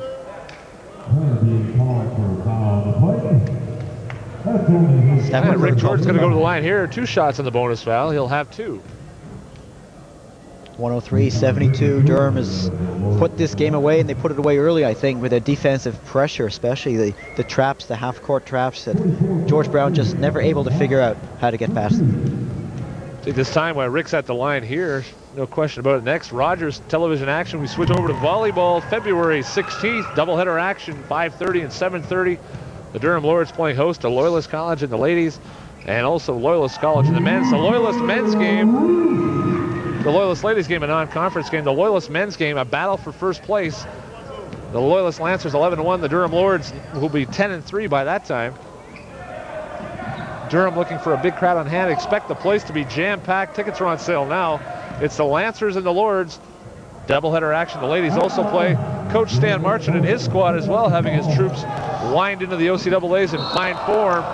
Both teams are looking and poised to move into the national rankings. And what an outstanding volleyball season. Rogers will be there February 16th, doubleheader action. See it live and then see it on Rogers. Kerr with the rebound, 16 seconds to go now. Can't get it to go. Gary Oak tries long down the court. Bill Laurent chases it down. He can't get it. 8 seconds. 5, Kerr traveled. 4.9 seconds remain. They're having fun on the court now. 105-72. Durham with one last chance here, and they're going to try to score. There's Pickering over the hands of Ryan Allward, out of bounds. Got to work on that play. Well, not critical, obviously, at this point with a 33-point lead, but I heard a call from the George Brown coach. Good job. Still, Willie Dell's still coaching this team here, even though they're down by 30 and the game's over. They're going to wind it down. Here's Kerr. Gary Oak committing, not what Coach Vincent would say, a great foul. They're having fun. But in the essence of 4.9 seconds to go, Gary, I guess, taking the abuse from the bench. He doesn't have a lot of block shots, so he's trying to pad his statistics, I think. Players don't do that, Ken. You know that. Coach Willie Dellis of the George Brown Huskies, calm, collective, knows what his team was up against tonight. And certainly Stafford Kerr knew who he was up against, had a big game.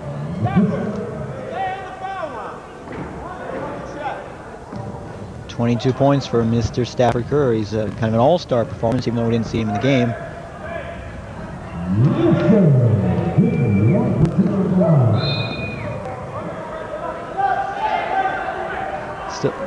Still 2.7 seconds left here.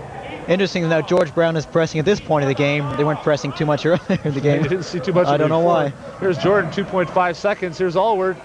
They didn't get a shot away in time.